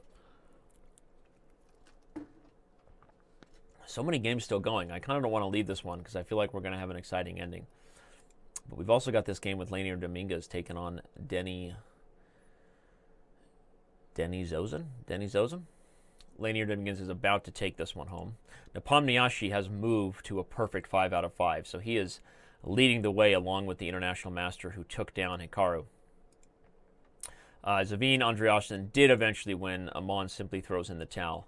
So amongst the top players here, if we go look at the standings, you have Temik, who just had this awesome game against Hikaru, a national master, but clearly much stronger than that. We have Grandmaster Nepomniachtchi, Zavine Andreassian of the Armenia Eagles, playing live from San Francisco in just a few days. And that's it right now. Looking at the other games still going, is there anybody who's sitting at 4 of 4 but still playing their 5th game? It doesn't look like it. So that means this standings list right here is how you're going to see the top 3 moving into the next round. It says there's no games currently in progress, so that means the next round should be starting just in a moment. Either that or hasn't updated yet. No. Okay, so there are still plenty games going here. Let's check out Akshat Chandra's game. Now this, unlike the rook and bishop versus rook, should be a pretty easy theoretical draw for Chandra. These types of positions are impossible for the rook and king to coordinate, at least not by force, right? With cooperation, they can win. But by force, not really possible to put the king and knight in a losing position. So we'll keep an eye on this one, let them make a few more moves, move back to the other game still going. We've got Gawain Jones, everybody's favorite Englishman. We've got Gawain Jones as black. This is how bishops outplay rook and knight right here. This is awesome. This is interesting.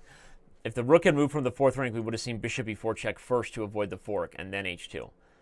Now the king finds safety. There's a dual threat of bishop a6 and h2.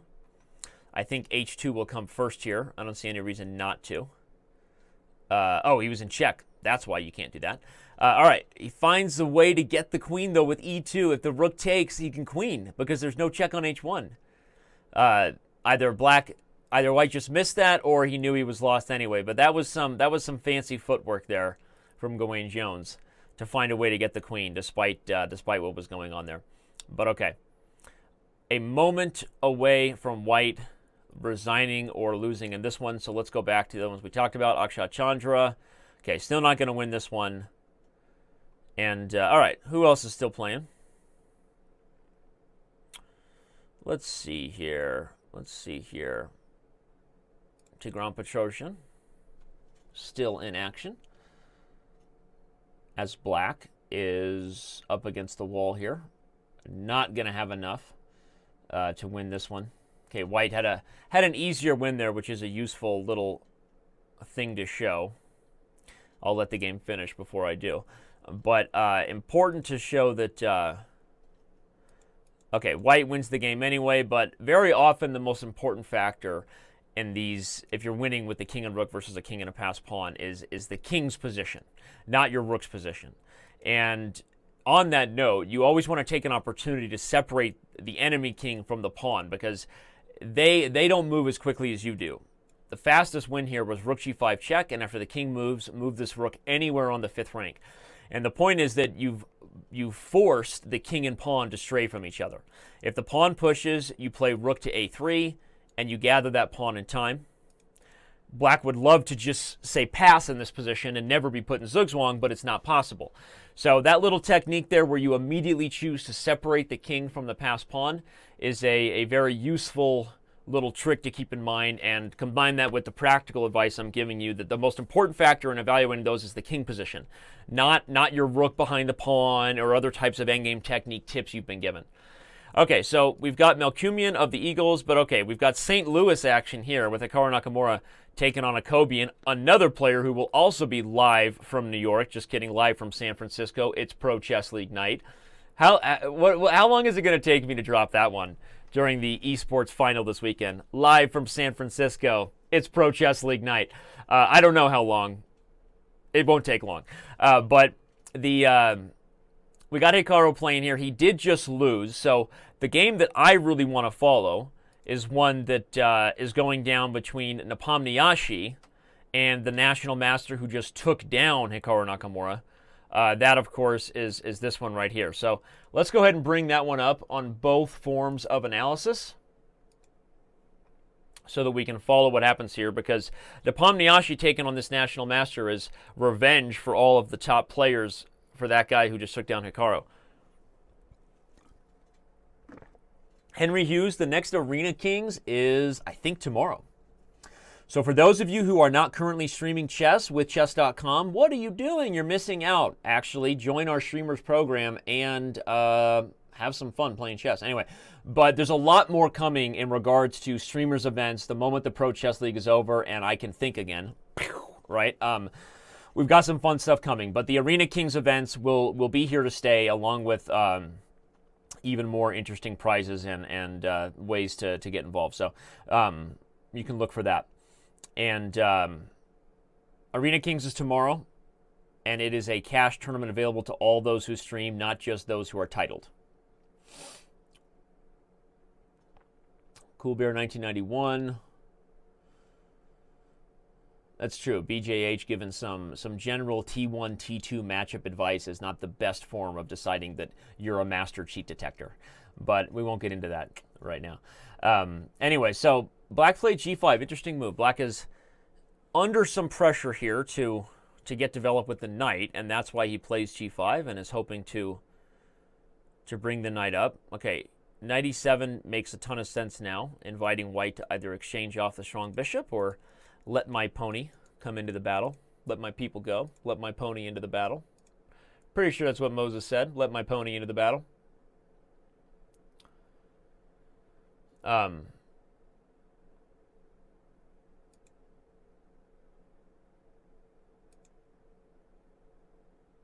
Checking on some stats. Checking on some staff information. Anyway. Danny, what time? What time for Noah 215? That sounded really demanding. Danny, look at this and say my name. Say my name. Say my name. Right? Okay, that was awkward. But tomorrow's Arena Kings is at 12 noon Pacific time. Be there or be square. So, all right, we've got Jan Nepomniachtchi here playing c4. This is going to be tough. Amongst the top leaders, okay, I know we want to follow Hikaru. We've got some shouts for Hikaru. We also know that we have International Master Amon Hambleton performing rather well, moving the analysis board over to that right now. Make sure we follow that guy. Let's go ahead and check on Amon's game. Right now, he's completely down on time, so that's less than ideal for Amon. We'll see if he can pull it together against who I believe is Gata Kamsky. That's a fun game there. But let's go back to Hikaru's game against a Kobian. Hikaru is currently better in a rook ending, I think, given that the bishop and rook should be a better dynamic duo than the rook and the knight. But with this king open, it's a little tricky, right? The rook comes to f8. Perhaps white will bring the rook into the 7th rank. Yeah, this is not so simple, right? Because white can't just buckle down and go all in on the 7th rank. Black's attack on the king side is probably even more dangerous. So yeah, Hikaru plays a move rook b5. Going to try to simplify this one rather than get into an all-out race. If the rooks come off the board, I think we definitely like Hikaru. We can take with the pawn, or the bishop, frankly. But I think taking with the pawn, leaving the bishop on this really nice diagonal, is going to be enough for white to be better in the endgame. The rook and the bishop should be better now. This rook will get active. The 2-on-1 pawn majority should be enough for Hikaru. So, okay, check, bishop d5. He plays bishop g2. This was a nice maneuver by Hikaru, regardless of the fact that black didn't trade. He really put a Kobian back on his heels, said, I'm not just going to bend over here on the king side and let you take it over here to my king. Okay, so I think Hikaru's in control of this one. With that in mind, let's go back to the game that does have a lot of people wondering what's going to happen. That's Grandmaster. Whoa, Grandmaster Jan Nepomniachtchi is just slamming down the run here by Temix Maz G, who, although he just beat Hikaru Nakamura, went down in flames to Jan Nepomniachtchi. Let's check out what happened here on the analysis. We'll let Amon Hambleton battle things out over here against Gata Kamsky, where he is down significantly on time. But I want to use the analysis board to check out what happened here. Where exactly did black go wrong? Black looked like he was really in charge of things. White's attack was on a roll, but suddenly... Okay, black looked like he was in charge of things as far as the d-file goes, but white broke through with this whole pawn maneuver, sacrificing pawns to open up lines, and with it, the rook just fell on h8. So that didn't go well for black, and all right, Nepomniachtchi takes it to him. Okay, checking on Grandmaster while still listed as International Master, Amon Hambleton. Despite the fact that it seems close to equal, I think that this position is pretty straightforward for black, because white can't really advance without creating new problems against his own king. And now Kamsky is calculating a little bit to figure out how he wants to do it, but even if he puts the knight on d7, blocking this pawn, the b pawn is probably going to be faster. Okay, Amon is all in now. He plays d6, giving up. I didn't think d6 was possible right away. That's why I was thinking black would just have a safe plan. But Amon goes all in and allows queen f3, which I'm surprised about. I guess he just didn't have enough time to decide whether or not there was anything better to do. And instead, he's going to end up being mated spectacularly in the middle of the board here. Queen f2 followed by h6 is Bob's your uncle. So, hashtag clippable moments brought to you by Chess.com. Yeah, that's a checkmate. All right, well, seriously, though, Amon is still having a pretty good tournament. Let's go back over to the standings and see who the top players are. Obviously, we know that this game has already ended in a win for Jan Nepomniachtchi, taking down the 5-of-5 national master who beat Hikaru Nakamura. But okay, Hikaru did, by the way, Hikaru did beat Akobian. So that's that. Scrolling down, there's actually still a lot of games going here in the 6th round. Let's check out what Zavin Andreassian is doing here. Armenia Eagles star. Playing in San Fran. Finn's had a nice ending. I missed that, Bay. Thanks for letting me know. Sorry about that. Amon is a GM now, Henry Hughes. Where have you been? He shaved his beard. Did you not get the memo? Kings for life. Danny, say my name, say my name, say my name. There you go. Said your name, Kings for life. If you want to find the tournament, just log on to chess.com/live. You can easily click the link there in the tournaments tab. So, we're watching this game here. Henry Hughes, you say you registered as a streamer but never got a response. Send a message here on Twitch to Chess.com Simon or Kirkwood Chess. Kirkwood Chess or Chess.com Simon will help you get onboarded and going. So there you go. They will help that magical experience take place for you. Oh, and it is magical. It's weird. It's weird what happens. Not sure what's happening here. Why isn't this updating? We already know this game is over. So that's not right. What's going on here? Here we've got Sam Sevion versus Verdinote. That's a good one. That's Gawain Jones, who looks like he's just taking care of business here. Sacrifices to eliminate counterplay. It's just always the right technical approach. A lot of players who you see struggle at blitz just do one thing wrong on a regular basis. They try to always find the best move. And while finding the best move is a practice that I do recommend for chess players, when it comes to blitz, especially time pressure, executing on your bigger picture strategic goals, right? A good technique is often about what Gawain just did there. It's just about eliminating complications when you're already winning here, right? He doesn't even want to sit here and try to calculate whether he could mate this king. He's got potential. I mean, maybe there is some sort of weird mate. Actually, by the way, 93, 95. Oh, no, bishop e6. So again, like he calculates, there's just nothing really to stress about. Eliminate my opponent's counterplay. I'm up a rook, even with this check. All my pieces are on light squares, which, by the way, is nice when your opponent only has a dark square bishop, because you just know there's no tactics.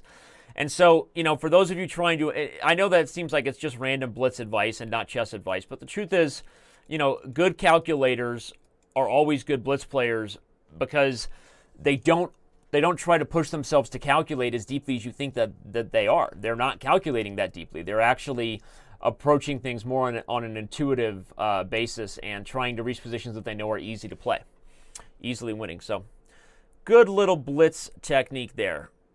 From and for some reason the standings are just not updating. I will give it the good old-fashioned hard refresh, my favorite thing to do. But yeah, so that was weird.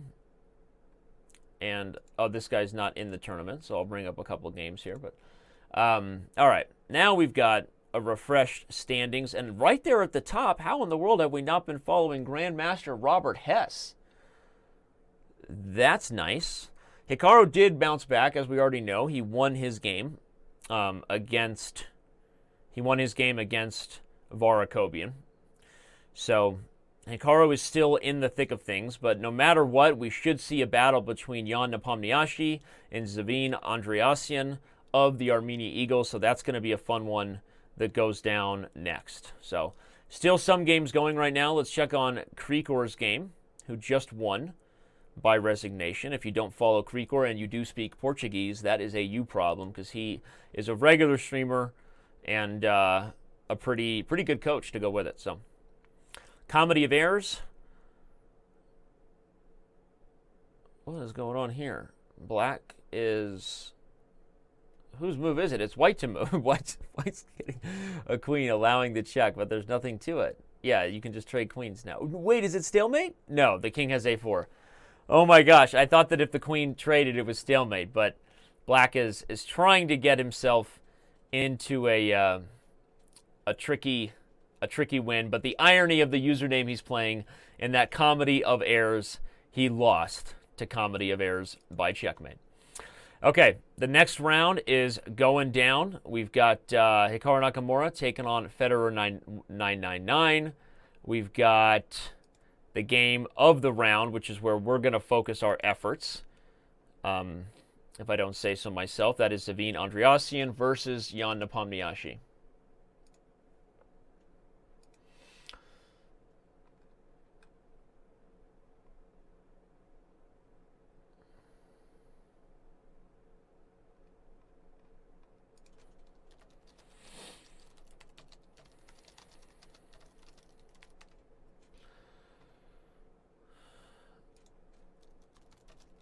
Just saying hi in the chat, everybody.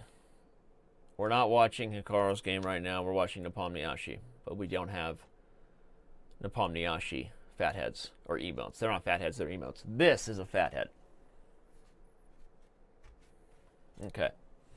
All right, well, we've got the game, as I said. The only two 6-0 undefeated players left here are Jan Nepomniachtchi and Zavine Andreassian. The other game that we know has the only 5.5 out of 6 player, that is Grandmaster Robert Hess, who's taking on Melkumian of the Eagles. Squatchy says, Danny, what are you most excited for this week in the PCL Finals? Honestly, I'm mainly nervous. We've never done an event like this. I don't get out of the closet much. One day I'm hoping to get out of the closet. I might come out of the closet literally and go to San Francisco. You get it. So I normally do my shows in my little soundproof thing here, and I'm just nervous because it's an event that we've never done before. But with the support of Twitch and the production team, I am growing less nervous by the second and by the day. So I'm just excited. I don't know. I mean, honestly, it'll be interesting to see what it's like as far as for fans to be able to be loud and proud and cheer for people within the playing hall of a chess room. Never happened before in the history of chess, as far as I know. At least not a high-level chess event with money on the line. So that's what I'm looking forward to in San Francisco this weekend. For those of you who don't know that the Pro Chess League Finals is happening, you're under a rock. Danny, great commentary today. Awesome job. Thank you. Danny, I haven't seen you on Twitch in a long time. Where have you been? Have I just missed your streams? No, we miss you. Well, first of all, I love you, Magnath Carlson. You should subscribe to my channel so you can use a Danny the Donkey emote. Thanks, Squatchy, for the love and support. Appreciate it. Yeah, it's going to be exciting. I'm flying out to San Francisco tomorrow, and it's game on, all PCL all day. I'm excited that today's event went down without a hitch. Knock on wood, right? Seriously. At this point, our Title Tuesday woes should be behind us. And for those of you who are just joining us and don't know, because we have confirmed the Title Tuesday code is working, join us on April 17th. That's only 2 weeks from today. And we will have a record-breaking Title Tuesday event. So pretty excited about that.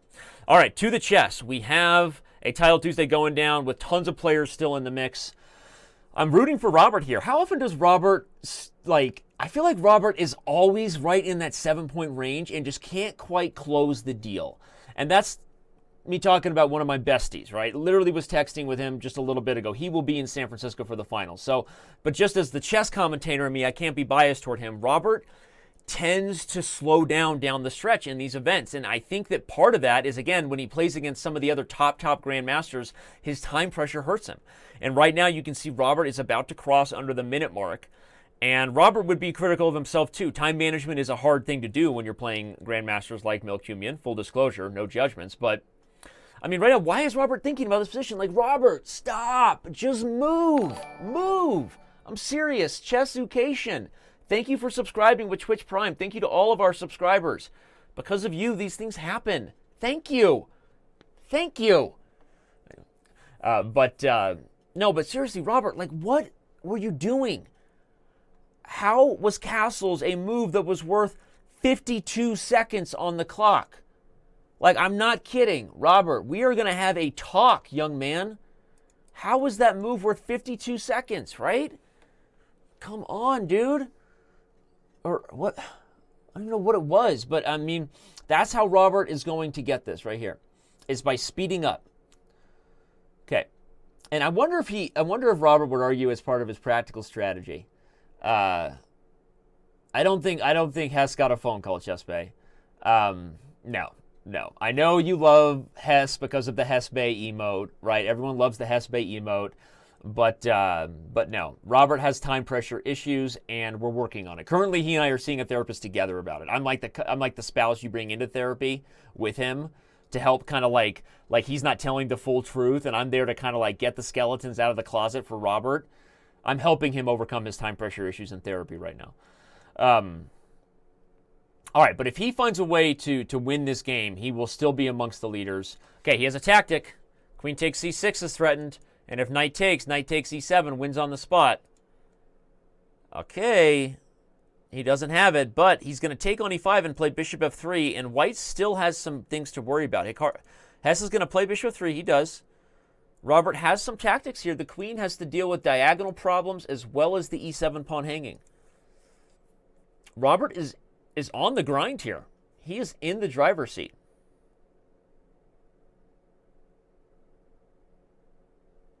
Oh, I just reveal the surprise? Uh-oh, I revealed the Hess Bay emote surprise. Yeah, we're making a Hess Bay emote for your channel with Robert. Forgot to tell you. I literally just like ruined the surprise. We were doing it if he was a surprise. That is me being caught on camera. I'm sorry. But yeah, so we're making an emote, Hess Bay emote. There you go. Okay, Robert's better here, and he may indeed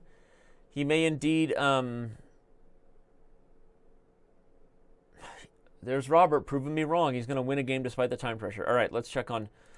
Okay, well, Nepomniachtchi and Andreassian, I didn't mean to neglect their game, but I'm glad I did, because they took a good old-fashioned Soviet school draw here. I say Soviet because we have Armenian versus Russian. It's no longer Russian school. It's Soviet school. Not our favorite type of chess, but they're trying to secure themselves prize positions. Unfortunately for them, they're still going to have to run into some of the top players by the end. So we'll see what happens in the next round. Hikaru Nakamura won his game against Federer 999. But Robert can't quite seem to put this one away, but the tactics are close. What is Melkumian doing against the discovery on the diagonal? I don't know. We've got some bits donated there on behalf of the Chess Bay emote. Thank you for the support.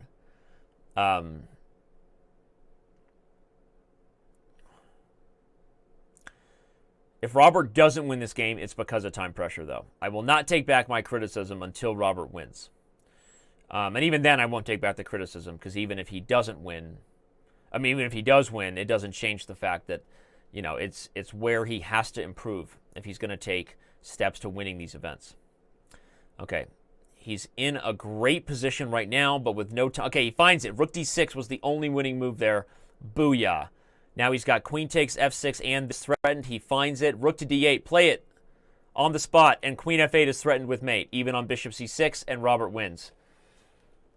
Touchdown. Hesstown wins on time. That was a big win for Bobby. So despite my criticism, he did find a way to play super high-level chess when it matters. And Robert is, those of you who aren't American or haven't followed Robert in his career as closely, Robert is a super talented chess player. And seriously, I'm not just saying that. You know me, I don't kiss up to him for a living. I make fun of him for a living. No reason to blow smoke here.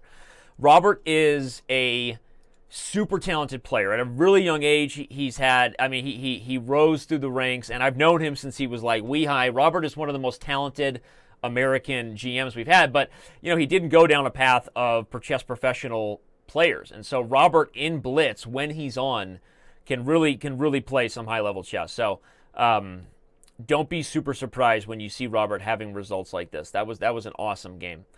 All right, we've got Nepomniachtchi, Robert Hess, and Andreassian all right there with 6.5 out of 7. Hikaru Nakamura leading the pack of a whole bunch of 6 out of 7 Grandmasters. The Title Tuesday is not over. This is the Crash Party. We have officially achieved touchdown. Thank you to Rufus and Doofus for that emote. We have Yale ruined Bobby. I don't disagree with that, and that's great coming from the username Chess Education, right? Yale ruined Bobby, right? I mean, some of us didn't have to go to college to learn that we didn't need to go to college. Just kidding. Just kidding. Oh, my kids make fun of me because my wife is the much smarter person in the fam. Anywho, as far as book smarts go, college smarts and regular smarts, we know. I'm literally wearing an It's Me IRL shirt. If I'm not the dumb person on the show today, I don't know who is. All right, what other games are going? Let's find out. Still many. Let's check out Grigori's game. No, he won. We've got Tregyubov. Okay, that's an interesting rook ending. Not sure we're going to stay there. We have Nuki, everybody's favorite flying Frenchman. Just kidding. Okay, we know he's not everyone's favorite flying Frenchman. Lafayette was everyone's favorite flying Frenchman. Okay, but this one's going to end in a draw. Right as I say that, he falls for the fork. Oh my gosh. I literally just jinxed Nuki. I've done that to him so many times. What is it? There is some sort of universal karma between me and Nuki. Are you serious? I literally just said that's going to be a draw. He plays king to c2. Oh my gosh. That was absolutely mind-blowing there. And holy shenanigans, Sheboygan, Wisconsin. Don't forget to tip your waitress. That was bananas. Okay, back to the Title Tuesday standings. Sorry, Nuki. Didn't mean to do that to you. Amongst the top players, it looks like, okay, Tom Polgar right there, still playing his 7th game, so let's check on that. That's one thing I like to do if I'm following an event is scroll through the standings and choose our games by who is still playing near the top. And Tom Polgar right now is still doing his thing. Tom Polgar is the son of the one and only Susan Polgar. I'm pretty sure about that. Somebody on my team can correct me if I'm wrong, but yeah, I'm not trying to pour salt on the womb, Freedom One. Yeah, but we should be using the fork emoji. Thank you. Seriously, can we all pause for a second and appreciate the opportunity about the fact that this is a unique moment to subscribe to the Twitch TV Chess channel when you have a clippable blunder? Just absolutely just silly. Silly. It's silly. It's silly. It was silly that happened. Totally silly. Hikaru Nakamura versus Avin Andreasyan. This is what came for. Do arm circles. Arm. Listen closely. Back crack. All right.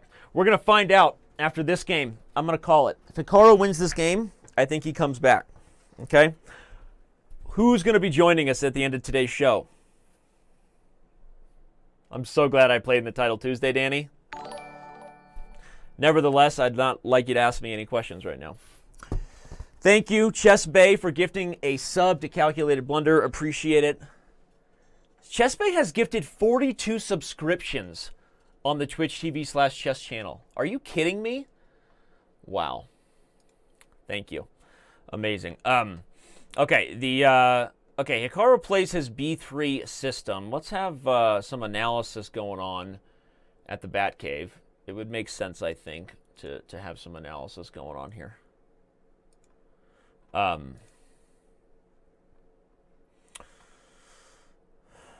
mean, black is doing fine here, and this is now Hikaru is going to trade and undouble the pawns. Yeah, I mean, it's a position where Hikaru is very familiar with the type of tactics that occur here, and those can be practical advantages in blitz. We know Hikaru plays these B3 systems a lot. And I think if he plays f4 here, okay, he plays f3, which is similar in the sense that he's inviting the capture, but if the pawn doesn't capture, you may see either f4 or capturing to open up the f-file. And, the themes for white when you play these b3 systems are always similar.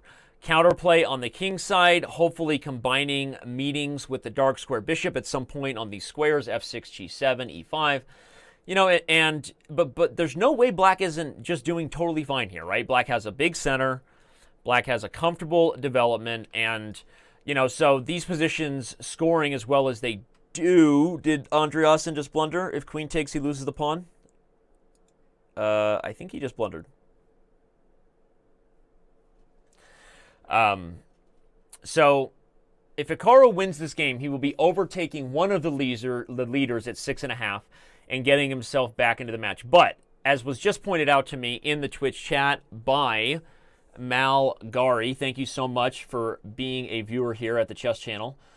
Nepomniachtchi is playing Hess, and this is really the battle between two people in first place. So let's focus on this one here.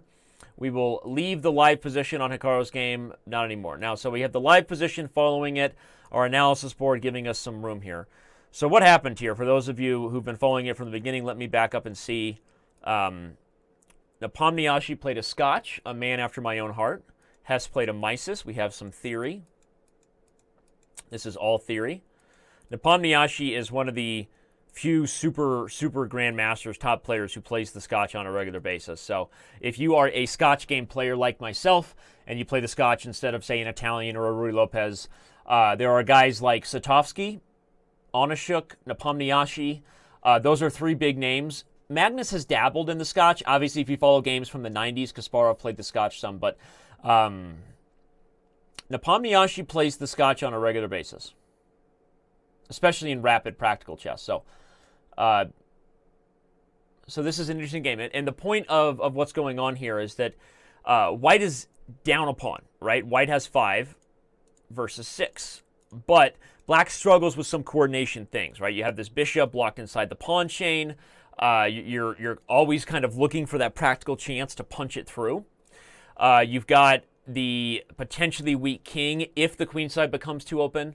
But in this case, Robert has really played a nice dynamic approach here, unless I just missed this tactic, because a4 forces the queen to this diagonal, and is there a shot for Nepomniachtchi? Not sure. But Robert has tried to meet White's activity, which is normally what White gets in compensation for the sacrificed pawn, right? If we're staying on this theme of trying to learn something in this game. So Robert has tried to come right back, right? He's playing aggressively on the king side, looking for counterplay, and hopefully he can do something against this e-pawn. The truth is, again, despite time pressure for Robert, which I'm going to remain critical of him about that often because he takes time on moves that I feel could be played faster. It's not to say time pressure doesn't happen, but anyway, it's still an interesting position for Robert, despite the clock. So Nepomniachtchi is calculating now. I don't think there's any tactics like moving the knight because White's queen hanging is just as bad as Black's. I'm expecting a move that would move the queen, but the problem is if you do, I think Robert can sacrifice on f3, removing the defender of this bishop. And then Black would be taking with check. So Nepo has his work cut out for him, right? Clearly, or he wouldn't have taken the amount of time that he has. Finally settles on the move bishop to c3. I need some more water.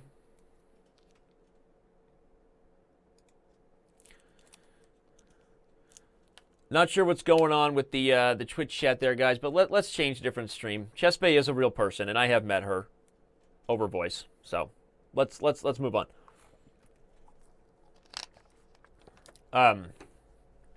Okay, g4 comes on bishop c3. So the only question is there compensation for the knight's falling? The knight is pinned to the queen, and I don't see any way to move that. Yeah, so he's sacrificing the piece. So where's the compensation? The idea is, let me just give some sort of fake line here, right? Fake news. If takes a6 and Black just moves the bishop, Nepo is entering on a7, and there's real problems over here. It's not just that the bishop falls, but there's a mating net. So Robert is going to have to calculate this stuff. He decides it's not even worth his time to go for it. I'm just going to stop a6 and put the question back on Nepomniachtchi of how you're going to deal with this knight.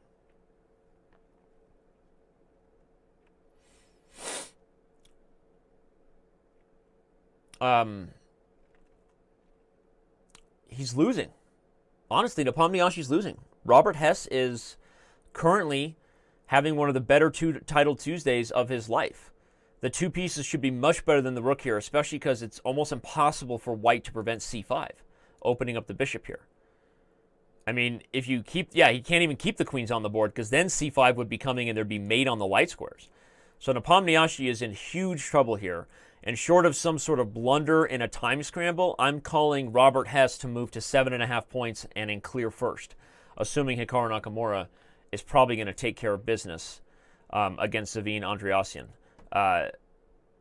really, really a great day right now for Robert Hess. And again, as I said, one of the most talented chess players who you don't think of as north of 2,700. Robert is a very strong player. I mean, here he's just rocking it. Look at, he's just putting the grind on Nepomniachtchi. I mean, I was touting Nepomniachtchi as a Scotch player. I play the Scotch, and certainly I believe you should look at his games. But this was not an ideal Scotch game for White, to say the least. And the B pawn is coming. I mean, maybe just put the knight back on C4 and play B2. Okay, H5 is nice. You know what he's threatening? Bishop D5, followed by Bishop E6, and he goes for it. I highlighted it before you played it, Robert. So there. And the clip could prove it. Who could clip that? Clip that and prove to Robert later that I highlighted that before he played it. Little friendly competition. Hashtag MBD.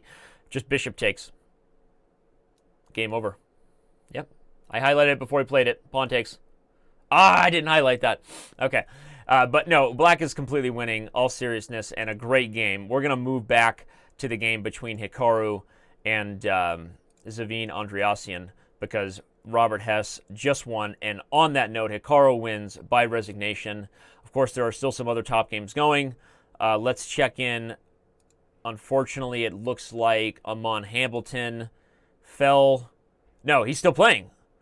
Hambleton. What's he going to do with the rook and knight endgame and king activity? Hambleton. Alex, his name is Amon Hambleton. He is the chess bra Amon Hambleton. And he's got an active rook on the third rank. Rook is trapped. No. Time is on the tickety. Now, rook D2 was also game over, bro. I don't know who it is, but game over, bro, is... Wait, Amon's white. I don't even know what I'm looking at anymore. I've lost track of things. So Amon is white. And he's about to mate him. Rook takes A6 is coming. You didn't see it. Rook takes A6, forces the knight to B6. White wins. Hambleton. His name is Amon Hambleton. He is the chess bra Amon Hambleton. All right, well, let's move back over to the standings. In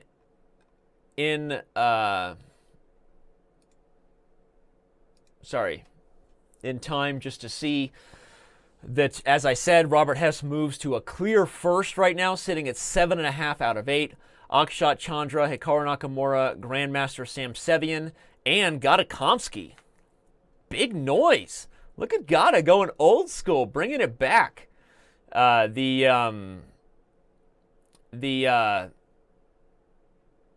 battle's going to go down. I don't know who Hess is going to get, but he's going to get one of those 7 out of 8s. And we're going to see that in 2 more games, we'll know pretty quickly. But we should get a Gata throwback emote, right? Just like a Gata with the long hair. We need to do that. That's a great emote for those of you who didn't see my confessional at the Millionaire Chess. But Gata going old school with the throwback. Playing chess. Okay, we have Sebastian takes down International Master Maxime Lavrov. Melkumian, who we followed today, is taken on Igor Kovalenko. Melkumian is up the exchange, but I'm not sure he's any better because Black's king is so active. Yeah, pawns are falling. Black is going to take on F2, and Igor Kovalenko is going to go on to win this game, despite the fact that Melkumian at some point won the exchange. So, keeping an eye on the standings, you know we're about to go down in the next game. Watching Robert Hess and Hikaru Nakamura is likely where we will focus, especially given that Nepomniachtchi just went down to the American Grandmaster. If you just got here, Robert Hess winning a big game. Okay, what other games are still going?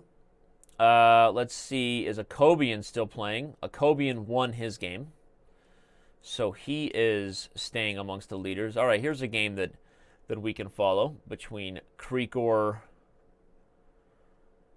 Okay, game is a draw. The commentator's curse. I feel like I don't even need to check on any more games because probably the moment I do, that last game is going to end, and instead I'm just going to say hi to all the people I love in the chat, all of you.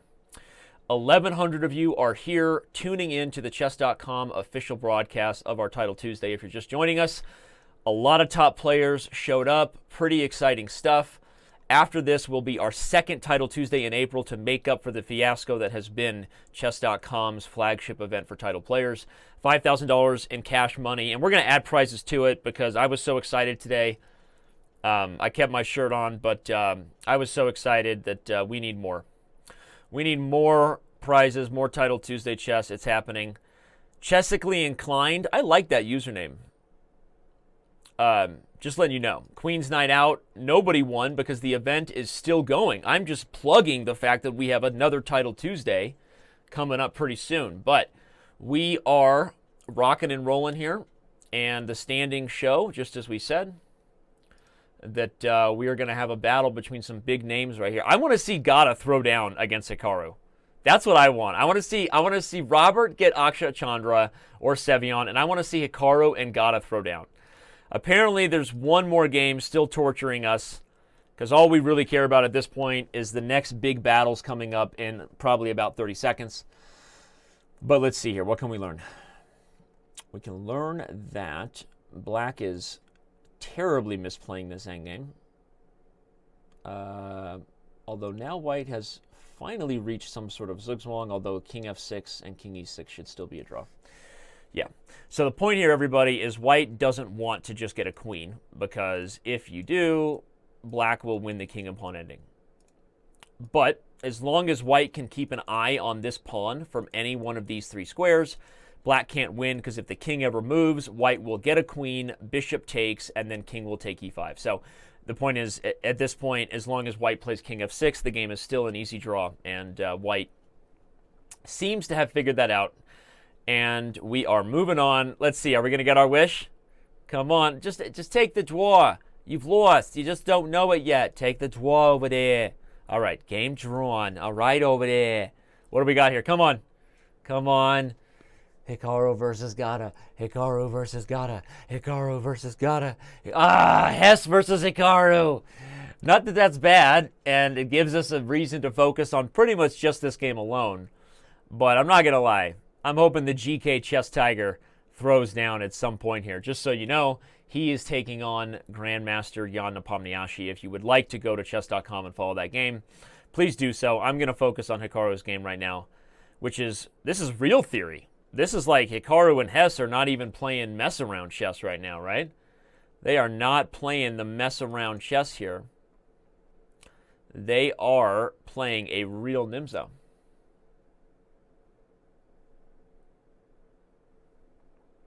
This is pretty much all theory, if I'm keeping track of things correctly. Although bishop takes f6 was a little bit weird from Robert. Hello, Uncle Sasha, you're back. That's Vidania. Now I'm leaving again. That's Vidania. Okay, thanks for showing up, Uncle Sasha. Appreciate you getting out of here. This is my show. This is a Nimzo Indian, although there could have been a Queen's Indian transposition town, right? You're the best around Queen's Indian transposition town. Didn't happen. But this is one of those weird positions where Black has a whole lot of compensation for the sacrifice c-pawn. It reminds me of a line in the Nimzo that I really like to play as Black, and I'm going to go over here to the Batcave to show you, and we'll even keep it from Black's perspective. So in this Queen C2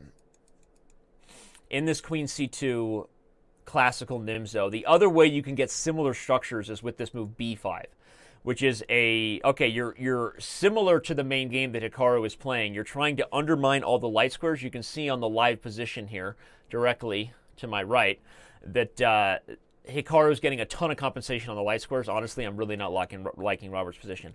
But this B5 line, and the idea is sort of similar. You sacrifice the house on the queen side to accelerate development. You're going to get a rook on the C file. The D pawn is undermined. It's a very tricky line. And so something about the way this took place between Hikaru and Hess with D5 feels like Robert lost the thread, because Black is getting similar type of pressure on the light squares after bishop takes F6.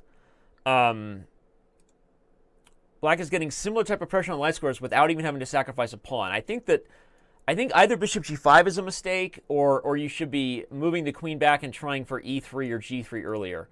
So Hikaru gets a lot of pressure now on the c-file and the queen side, and okay, Robert is still up a pawn, and it's not, I guess I'm speaking a little prematurely to say that Hikaru is just winning. We'll flip it now so that the analysis and the main board are both synced as white. Don't freak out on me, OCD chess players.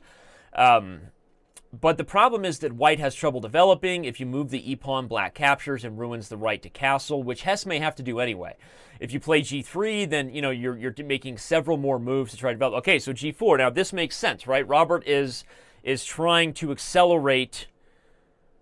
Whoa, and Naka just goes right back to queen c2. Makes you think he should have just developed the knight last move if he's willing for the queen trade.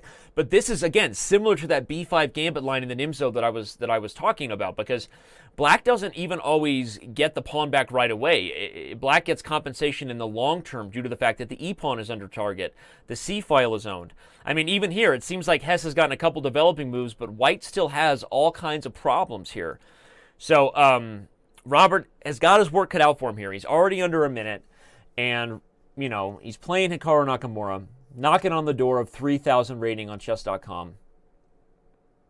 G4 was a good move, don't get me wrong. That was a nice move by Hess. And we shall see here. Oh, hello, Uncle Sasha. Da, hello, you are back here. Get out of here. That's Svidanya.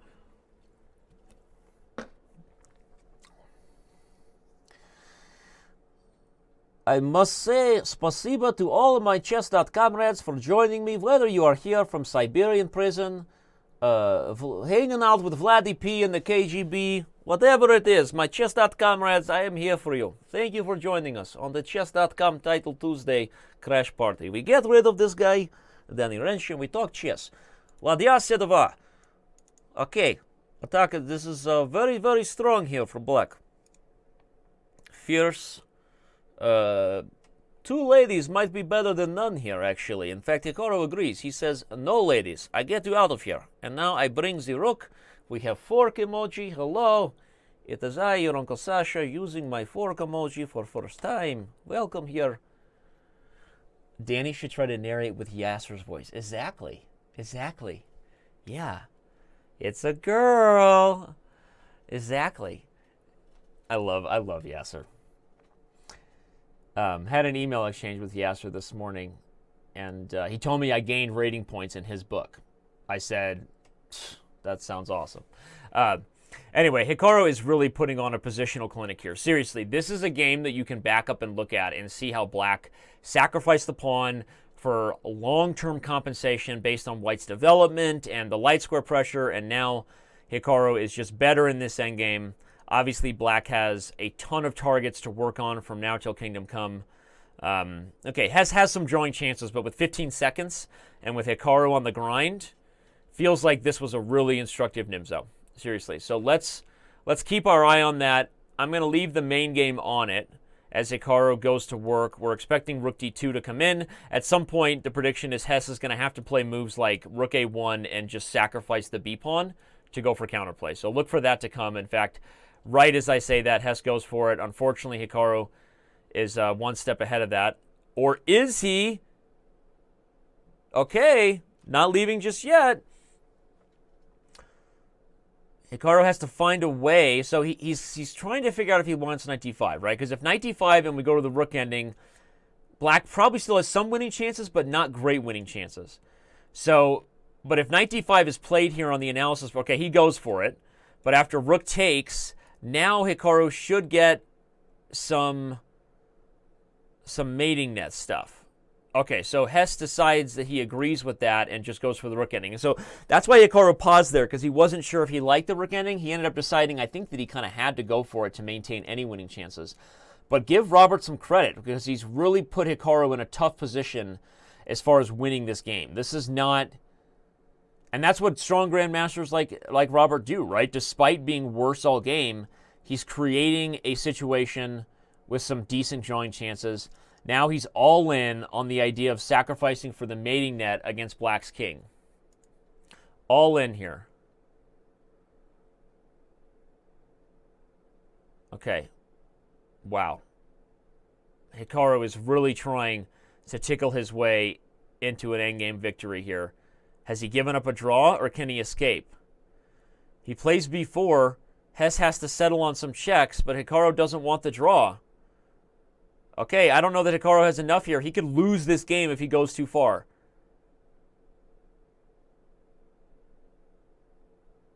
Seriously. Hikaru may need to bail out right now with a draw. Something like b2. Let white gobble the pawn and bring the rook over. And indeed, Hikaru offers a draw and Hess accepts. Whoa. That is some defensive technique right there from Robert Hess, who was under pressure this whole game, manages to hold. I would sit here and enjoy it with you, but we do not have a lot of time because there's still another game going that we need to go check on. That is between, whoa, Gata Kamsky, Chess Tiger on the attack. No. The air goes out of my Gata Tiger balloon. I wanted it. I wanted that attack to win, but instead, Nepo holds, which puts us at an interesting situation here with a whole host of Super Grandmasters, including probably future Super Grandmaster Sam Sevion, that's Konovets. We've got Grandmaster Gata Kamsky, probably future Super Grandmaster Akshat Chandra. You've got Hikaru, and then you've got Nepomniachtchi looking right outside there. The thing you got to be most thrilled about if you're Robert Hess is that you've already played Hikaru and Nepomniachtchi, right? Because honestly, I don't know that Robert fears any other players in the event. He was worse against Hikaru for that entire game. Hikaru played a great Nimzo Indian, but somewhere a blunder happened there. We'd have to back up and figure it out. But you got to give Robert tons of credit for holding that. So that means that that's our standings right there. Hess will sit and wait. Let's scroll down the top players list. We see that most players here have completed their 9th round game, but not Sebastian. So let's bring up Sebastian's game and see what him and Oparian Grigori are up to here. If you're just joining us, don't go anywhere. We are in for a photo finish, as you can see here from the standings. We've got Robert Hess inching toward a Title Tuesday victory. I don't think Robert has ever won a Title Tuesday clear. I think he's tied. I don't think he's ever won clear. So this could be a big day for Robert Hess, but you've got some big names chasing him, not too far behind. So Sebastian is black, but currently unable really to have any winning chances here, despite the 2 pawns for the exchange. And it looks like they're just about to settle on the perpetual. No, Sebastian he's not interested in settling just yet, right? Doesn't want to settle for less. Look at that. Oh, that is a sexy little tactic. You see the trap? He just played King E1, trying to get his opponent to fall for the bullet trap of King E3, which would have been met by Rook to E7 and mate. So that would have been fun. That would have been a clippable Danny calls a draw and Nuki blunders a fork moment. But it didn't happen. Sorry to disappoint you, Nuki. All right, but now the game should be a draw. Grigori has numerous ways to get there. He's only almost not taking the draw because under time pressure, there's always a chance you get a blunder. But that works both ways, right? Maybe now he will finally settle on he'll settle for less against the king. I almost said something really inappropriate there, and then I didn't. You're welcome. Okay, another trick right there by F3, inviting the sacrifice, which wouldn't have worked. Because after takes, the black king would get to f4, and the white king would actually be shouldered away from getting in front of the pawn. So these guys are trying to trick each other. There could be something nasty happen here. Let's not go anywhere. They're not giving up just yet. We could see some fireworks. No matter what, we're going to see some fireworks in about 20 minutes. Don't go anywhere because the final of the Title Tuesday should be big today, depending on what happens there with the list of the leaders that you can see right above me. All right.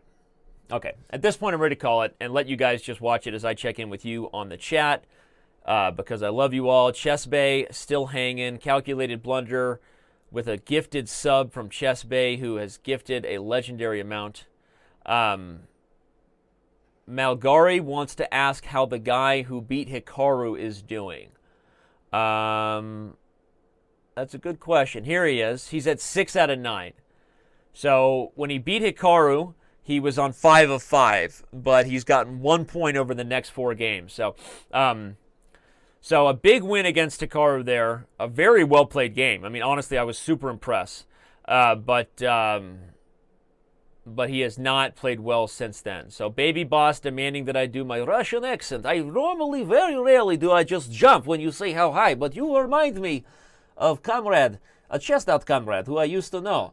You know, it was unnecessary for me to destroy my CDs. They are in your truck. Okay, we have next round taking place very, very shortly here. Okay, very nice. Push him, baby. Checking in on Magnus Carlson wants to know. I can't say that without going into like cable guy mode. The password is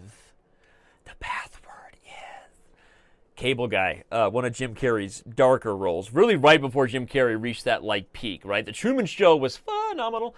Right, anyway, the password. Magnus Carlson wants to know when me and Hess are going to release a hit single. That's a great question. If I could get a fan or if I could get some help with someone who will do the audio remix, I can give you some Danny and Hess audio for sure. Danny has his Russian chip. Checking in on the Chess.com rad chat. Chess.tv comrade chat. Thanks to everybody who's here. Seriously, I appreciate all the viewers today. We've had a lot of fun. We are about to see a photo finish. Don't go anywhere. You think Cable Guy was one of his best movies? I do not, Chess Bay. I did not like that movie. And I can see it again. I mean, I quote that movie regularly, right? Down, down, down, red night's going down. I mean, I'm not opposed to a quotable Jim Carrey moment from that movie, but I didn't like the writing of that movie. I just didn't enjoy the movie, even if Jim Carrey was phenomenal. Not a fan of Cable Guy, sorry. Yes, Sebastian. Wait, what happened here? How did that happen? And who just subscribed to the channel? Shira96, thank you for the subscription with Twitch Prime. Wait a second, how did that... Oh, he's just lost here. That's why he resigned. Wow. That should be like a clippable Danny, a moment of clarity for Danny. Danny comes to full senses, realizes he's been talking about a game that was a draw for 10 minutes. That was pathetic. Okay, well, who's still playing? Who is slowing up our ship? Who is slowing up our ship? It says there's no games going. We should be seeing a game going here any momento. Un momento. So any moment here. Any moment now.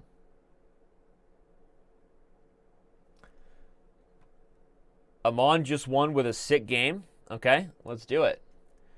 I shall take your advice, and I shall listen to you. I can't. Games are starting. No, I can. Games are not starting. Here we go. Amon faces a dubious opening. What else is new? The tournament is 10 rounds today, right? Did we do it? Was it a 9-round tournament for testing? It says it's 10 rounds. So I'm assuming there's just some other kind of weird mistake going on. Okay, there we go. You can see that Danny's panicked about a Chess.com bug on camera coming back, right? You can see that face. Oh, didn't happen. No, I didn't know why the games hadn't started anyway. But the pairings were being done. The games are underway. Hess does not have an easy pairing, FYI. Just because he's in the lead and he's already played Hikaru and Nepomniachtchi, don't take for granted that this is going to be a tough game against Savine Andreassian. Although Hess knows his theory when it comes to a Benko Gambit.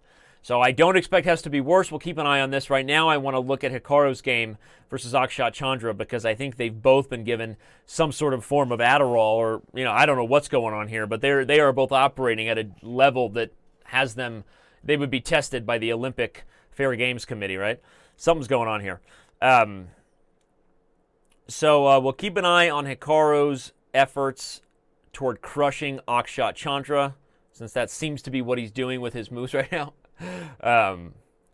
We've got Gata Kamsky taking on Alex Shimonov. We haven't given Shimonov a lot of credit. Also a regular player in the Pro Chess League for the Webster Windmills, currently sitting at 7 out of 9. So he's had a decent day. We're going to keep an eye on Gata's games just because I loves myself some Gata Kamsky. The other player sitting at 7.5 is the other two players, Sebastian and Samsevian. So this is also one that has an effect on the final standing. So Hess and Andreasen are in a Benko gambit where Hess has castled short and played the old school Fianchetto line. You know, these are just totally safe, straightforward, positional battles where White has this extra pawn and Black is looking to prove his compensation long term. Usually you see one side overextend with their ideas, right? At some point, White gets impatient and gets a little too frisky or develops this bishop prematurely, which, okay, here we go, which ultimately leads to some weaknesses on b2. So that's one area where this could go wrong for Hess. We'll see. Or you see Black overextend. Black has already pushed the c-pawn, which is partly why Hess took the risk of developing the bishop, because the dynamic here in the Benko is Black has these open files and the pressure to compensate for the pawn.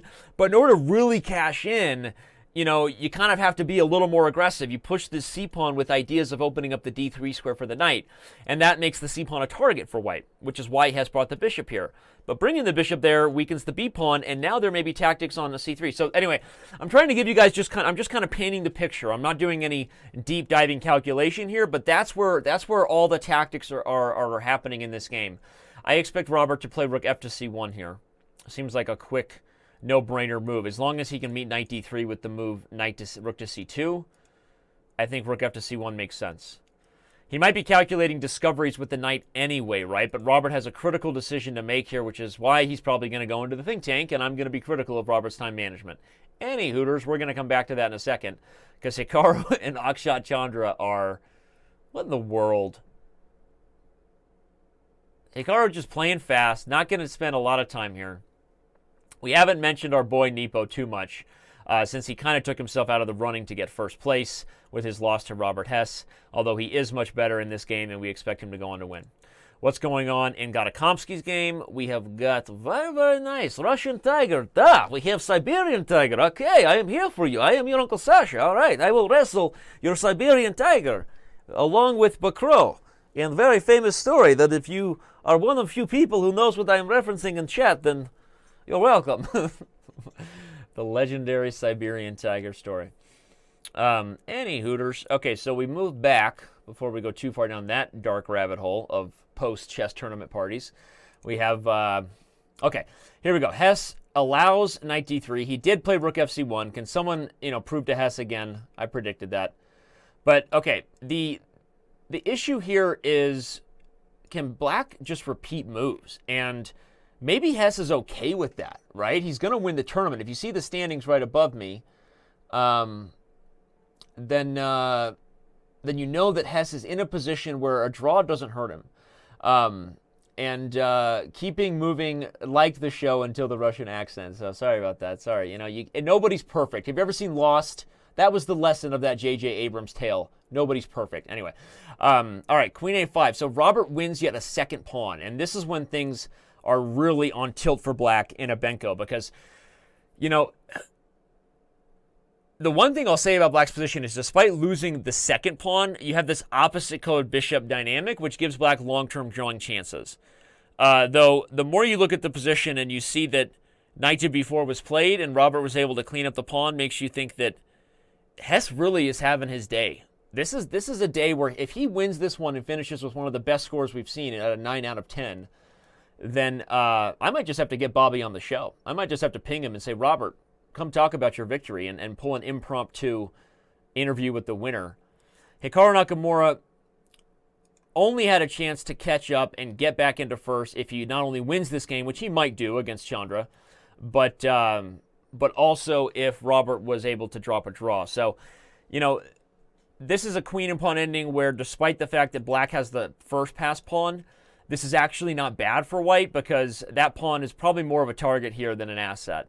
And what Hikaru wants to do is find a way to get a7 without losing e5. He wants to have his cake and eat it too here, but the risk of doing that, only way to do it is to probably protect the pawn with the f-pawn, and what does that do? It opens up the white king. So, short of a blunder under time pressure, probably this game should be a draw, but we'll see if Hikaru can work some magic. Back to Robert's game, where he is currently on the grind, under time pressure yet again, but we've seen him do this before, and unlike my previous games, this time I'm not going to bet against Robert. I'm going on the line with my buddy here. I think Robert's going to win this game, and I think it's his day. You know, it's your day, right? You do what you want, man. Today it's like his birthday, and he's going to play some darn good chess if he wants to. Yeah, 15 sets. Okay, like I understand. I mean, anything can happen, but Robert has already done well in these scenarios before in seemingly worse time pressure. What about Gata? Marcia, right? Robert, and Jan wants to know what about Gata.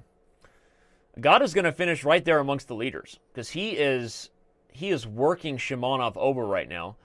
Up a pawn in an opposite code bishop ending where the b3 pawn is probably also going to fall, and with it you're going to have 4 passed pawns. That's right, I said 4. That's a lot of them. So I think Gata is going to get a win and finish at 8.5 out of 9. Possibly joining Akshat Chandra as Hikaru pushes too far. He's not in a position to win this game anymore at all, and is now just down an extra pawn. You know what I think he missed if we back this thing up real quick? I think he missed that in a position like this, he's not able to take because I think Black actually has this check, intermezzo, and then this check. And Black ends up finding a way to like win all these pawns with check. That's the point. So he didn't want to allow that type of thing, so he put the king away. Still in a position where he may end up getting a draw. I'm not sure Chandra wants to push this one, but Hikaru is in no business to win this one anymore. Samsevian takes down Sebastian in quick fashion. We didn't follow this one, but I'm going to leave this tab open because before you go anywhere, we're going to back this thing up and shake what our mama gave us. I want to see what happened here and how Sevian finished at 8.5. 8.5 points right there. Good day for Samsevian. Probably good enough for a clear second. What happened, Bobby? No! How did this happen? No! Robert must have blundered. He extended the king side and he missed knight d3, hitting f4. He loses all of his pawns back and is now in an endgame where probably only Black can win. Okay, maybe I'm speaking too soon. Okay, it's an even endgame, but with Black's king getting active and the rook sliding over, yeah, I feel like only Black can win this endgame. Rook e3 check, bishop c3. Yep, here he goes. Black's going for it. The knight is undermined. The e4 pawn is falling. No, how heartbreaking would that be if Robert found a way to lose this game? He would be leapfrogged by not only guys like Samsevian with 8.5 points, but possibly even Akshat Chandra or others. Unless he can find a way to hold a draw. All he has to do is hold a draw and he guarantees a tie for first, but I don't think Robert can win. Oh man, that is a heartbreaking. If you're just joining us, these are the standings heading into this round. They were the standings heading in. Both Gata Kamsky and Samsevian have already won. So they are sitting at 8.5 out of 10, but Robert can still finish with a 9 out of 10 if he won this game, but that's not going to happen. In fact, he's going to lose. Oh my gosh. How heartbreaking is that? Oh man. That is just devastating. Okay, well, congratulations, of course, to Savine Andreassian, who's going to join the leaders at 8.5 out of 10. Robert Hess finishes probably out of the prize money after that loss, honestly. That's how harsh these Title Tuesdays can be that are so strong at the top. You have so many grandmasters at the top that he is having the best tournament by far, and he's not even going to finish in the money. Hikaru and Akshat Chandra finish with a draw, so they join Robert Hess. And we are looking at what the final standings are going to be as far as the money goes. Okay, maybe not totally out of the money. The top 3 players will take first, second, and third. Robert, Hikaru, and Chandra, as well as anybody else who joins them at 8 out of 10, like Nepomniachtchi, will all be splitting a small prize. But yeah, that was absolutely disappointing. Really, really too bad. Robert, we love you. So sorry, man. Oh, man. Hess, I still believe in you. You know, and the Hess Bay emoji is still coming to a theater near you on Twitch TV. So, wow, dude. Dude, you played phenomenal chess today. Absolutely amazing. I was calling your victory there by the end because you were playing so well. Robert, where did you blunder? Where did you blunder in this game here? Where did you blunder in this game? You were sitting pretty. I guess maybe getting a little bit overexcited over here on the king side, I think. I mean, I would argue that some of the time pressure didn't help you there, buddy. But of course, dude, you crushed Nepo with black. That was amazing. It's a memory you should cherish.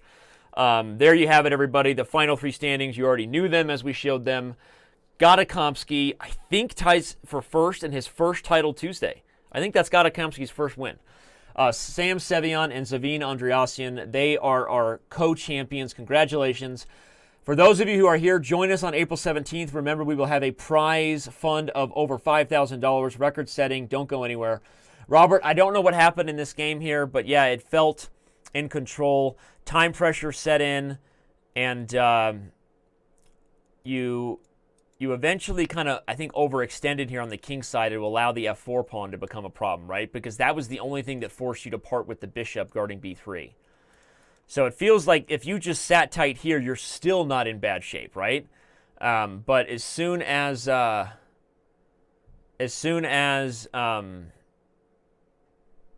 know, g4 happened, looks like it fell apart. But anyway, there's Kirkwood Chess spamming the Pro Chess League emojis. If you didn't know that, if you subscribe to the chess channel, you can also have emojis, Pro Chess League emojis for the final four teams, which are a lot of fun. So thanks everybody who's been here today. I'm a little bit speechless there because I think I was openly rooting a little bit too hard for Robert, but you know what? That happens. Sometimes I act like one of these. It's been known to happen. Known to happen. All right, Hack Lover, Christius, everybody, 3D Chess, just listen on username Robert Hess, hanging out in both chats because he's a man of the people. Robert, you were by far the fan favorite today. There you go, everybody. Once again, the top 10 of the event. Saw some incredible performances. One of our stronger events in a while. You know why? Because Title Tuesday hasn't happened in a while. So who are the big winners today? You are. Okay, the fact that this event even took place and that you stayed around for it. Actually, the big winner is our live server team.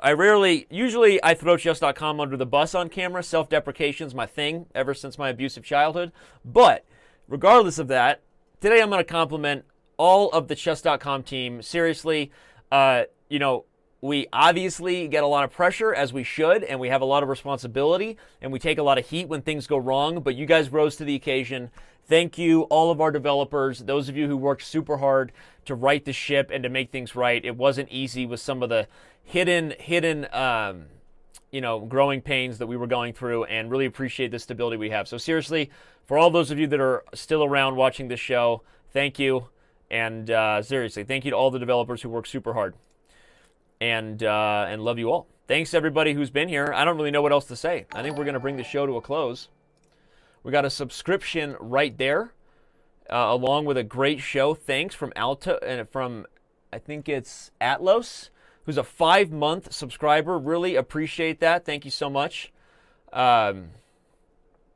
Everybody who's hanging out in the chat, all the subscribers today, all the premium members, all of the donations, we really appreciate it. And I'm just hanging out a little longer because I love you all so much. Because I have no place else to go. That's why. Hey, Danny, what are you doing after this? I got no place else to go. I'll probably go do some IRL activities, you know, pick up my kids from somewhere and resent it the whole time. Did I just say that? No, they don't listen anyway. Don't worry about it. Thank you, Keep Moving, GXX. Sorry that you didn't like any of my over-the-top accents, but you did appreciate the show nonetheless. April 17th, be there for the next Title Tuesday. I'm going to guess we have some more big names playing. It's hard to really top today. You know, maybe we'll get guys like Fabiano, MBL, and Magnus to show up. They've all played Title Tuesdays before, but make sure you are here on April 17th. Title Tuesdays are a thing once again. Of course, we'll be back in May for the first Tuesday of every month, but the extra special Title Tuesday, now that we've confirmed Chess.com is not going to shoot itself in the face. Sorry for the graphic description. We'll be back on April 17th. Thank you, Card Drift. Yeah, I do want to do the Untitled Tuesday thing. I'll wait for M. Gleason to hit me back with some of the details. I was following the Untitled Tuesdays when we first got going, when you guys first got them going, and I kind of stopped following, to be honest. So I need to know some of the format details, but we should come up with some prizes for all those of you who are not title players but are looking for some serious tournaments. Maybe we can give some membership prizes. Maybe we can do some cash prizes that are involving streaming for those of you who are into it. So appreciate it, everybody. Thank you, everyone who is here. And we have got a lot of people streaming right now. So I'm going to bounce and see who we're going to welcome and who we're going to host.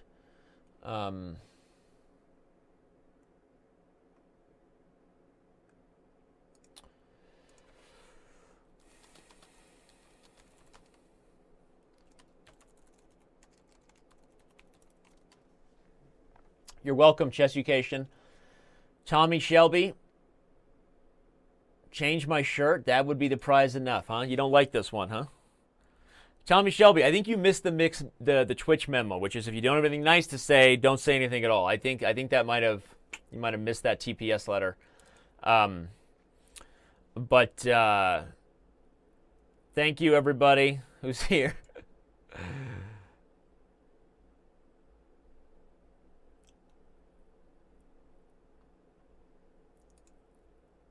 All right, I'm gonna log out. For those of you who are here, don't go anywhere. Stick around. Follow. I think we're gonna give a little bit of a host here to International Master John Bartholomew, or the Chess Bras, somebody who's online.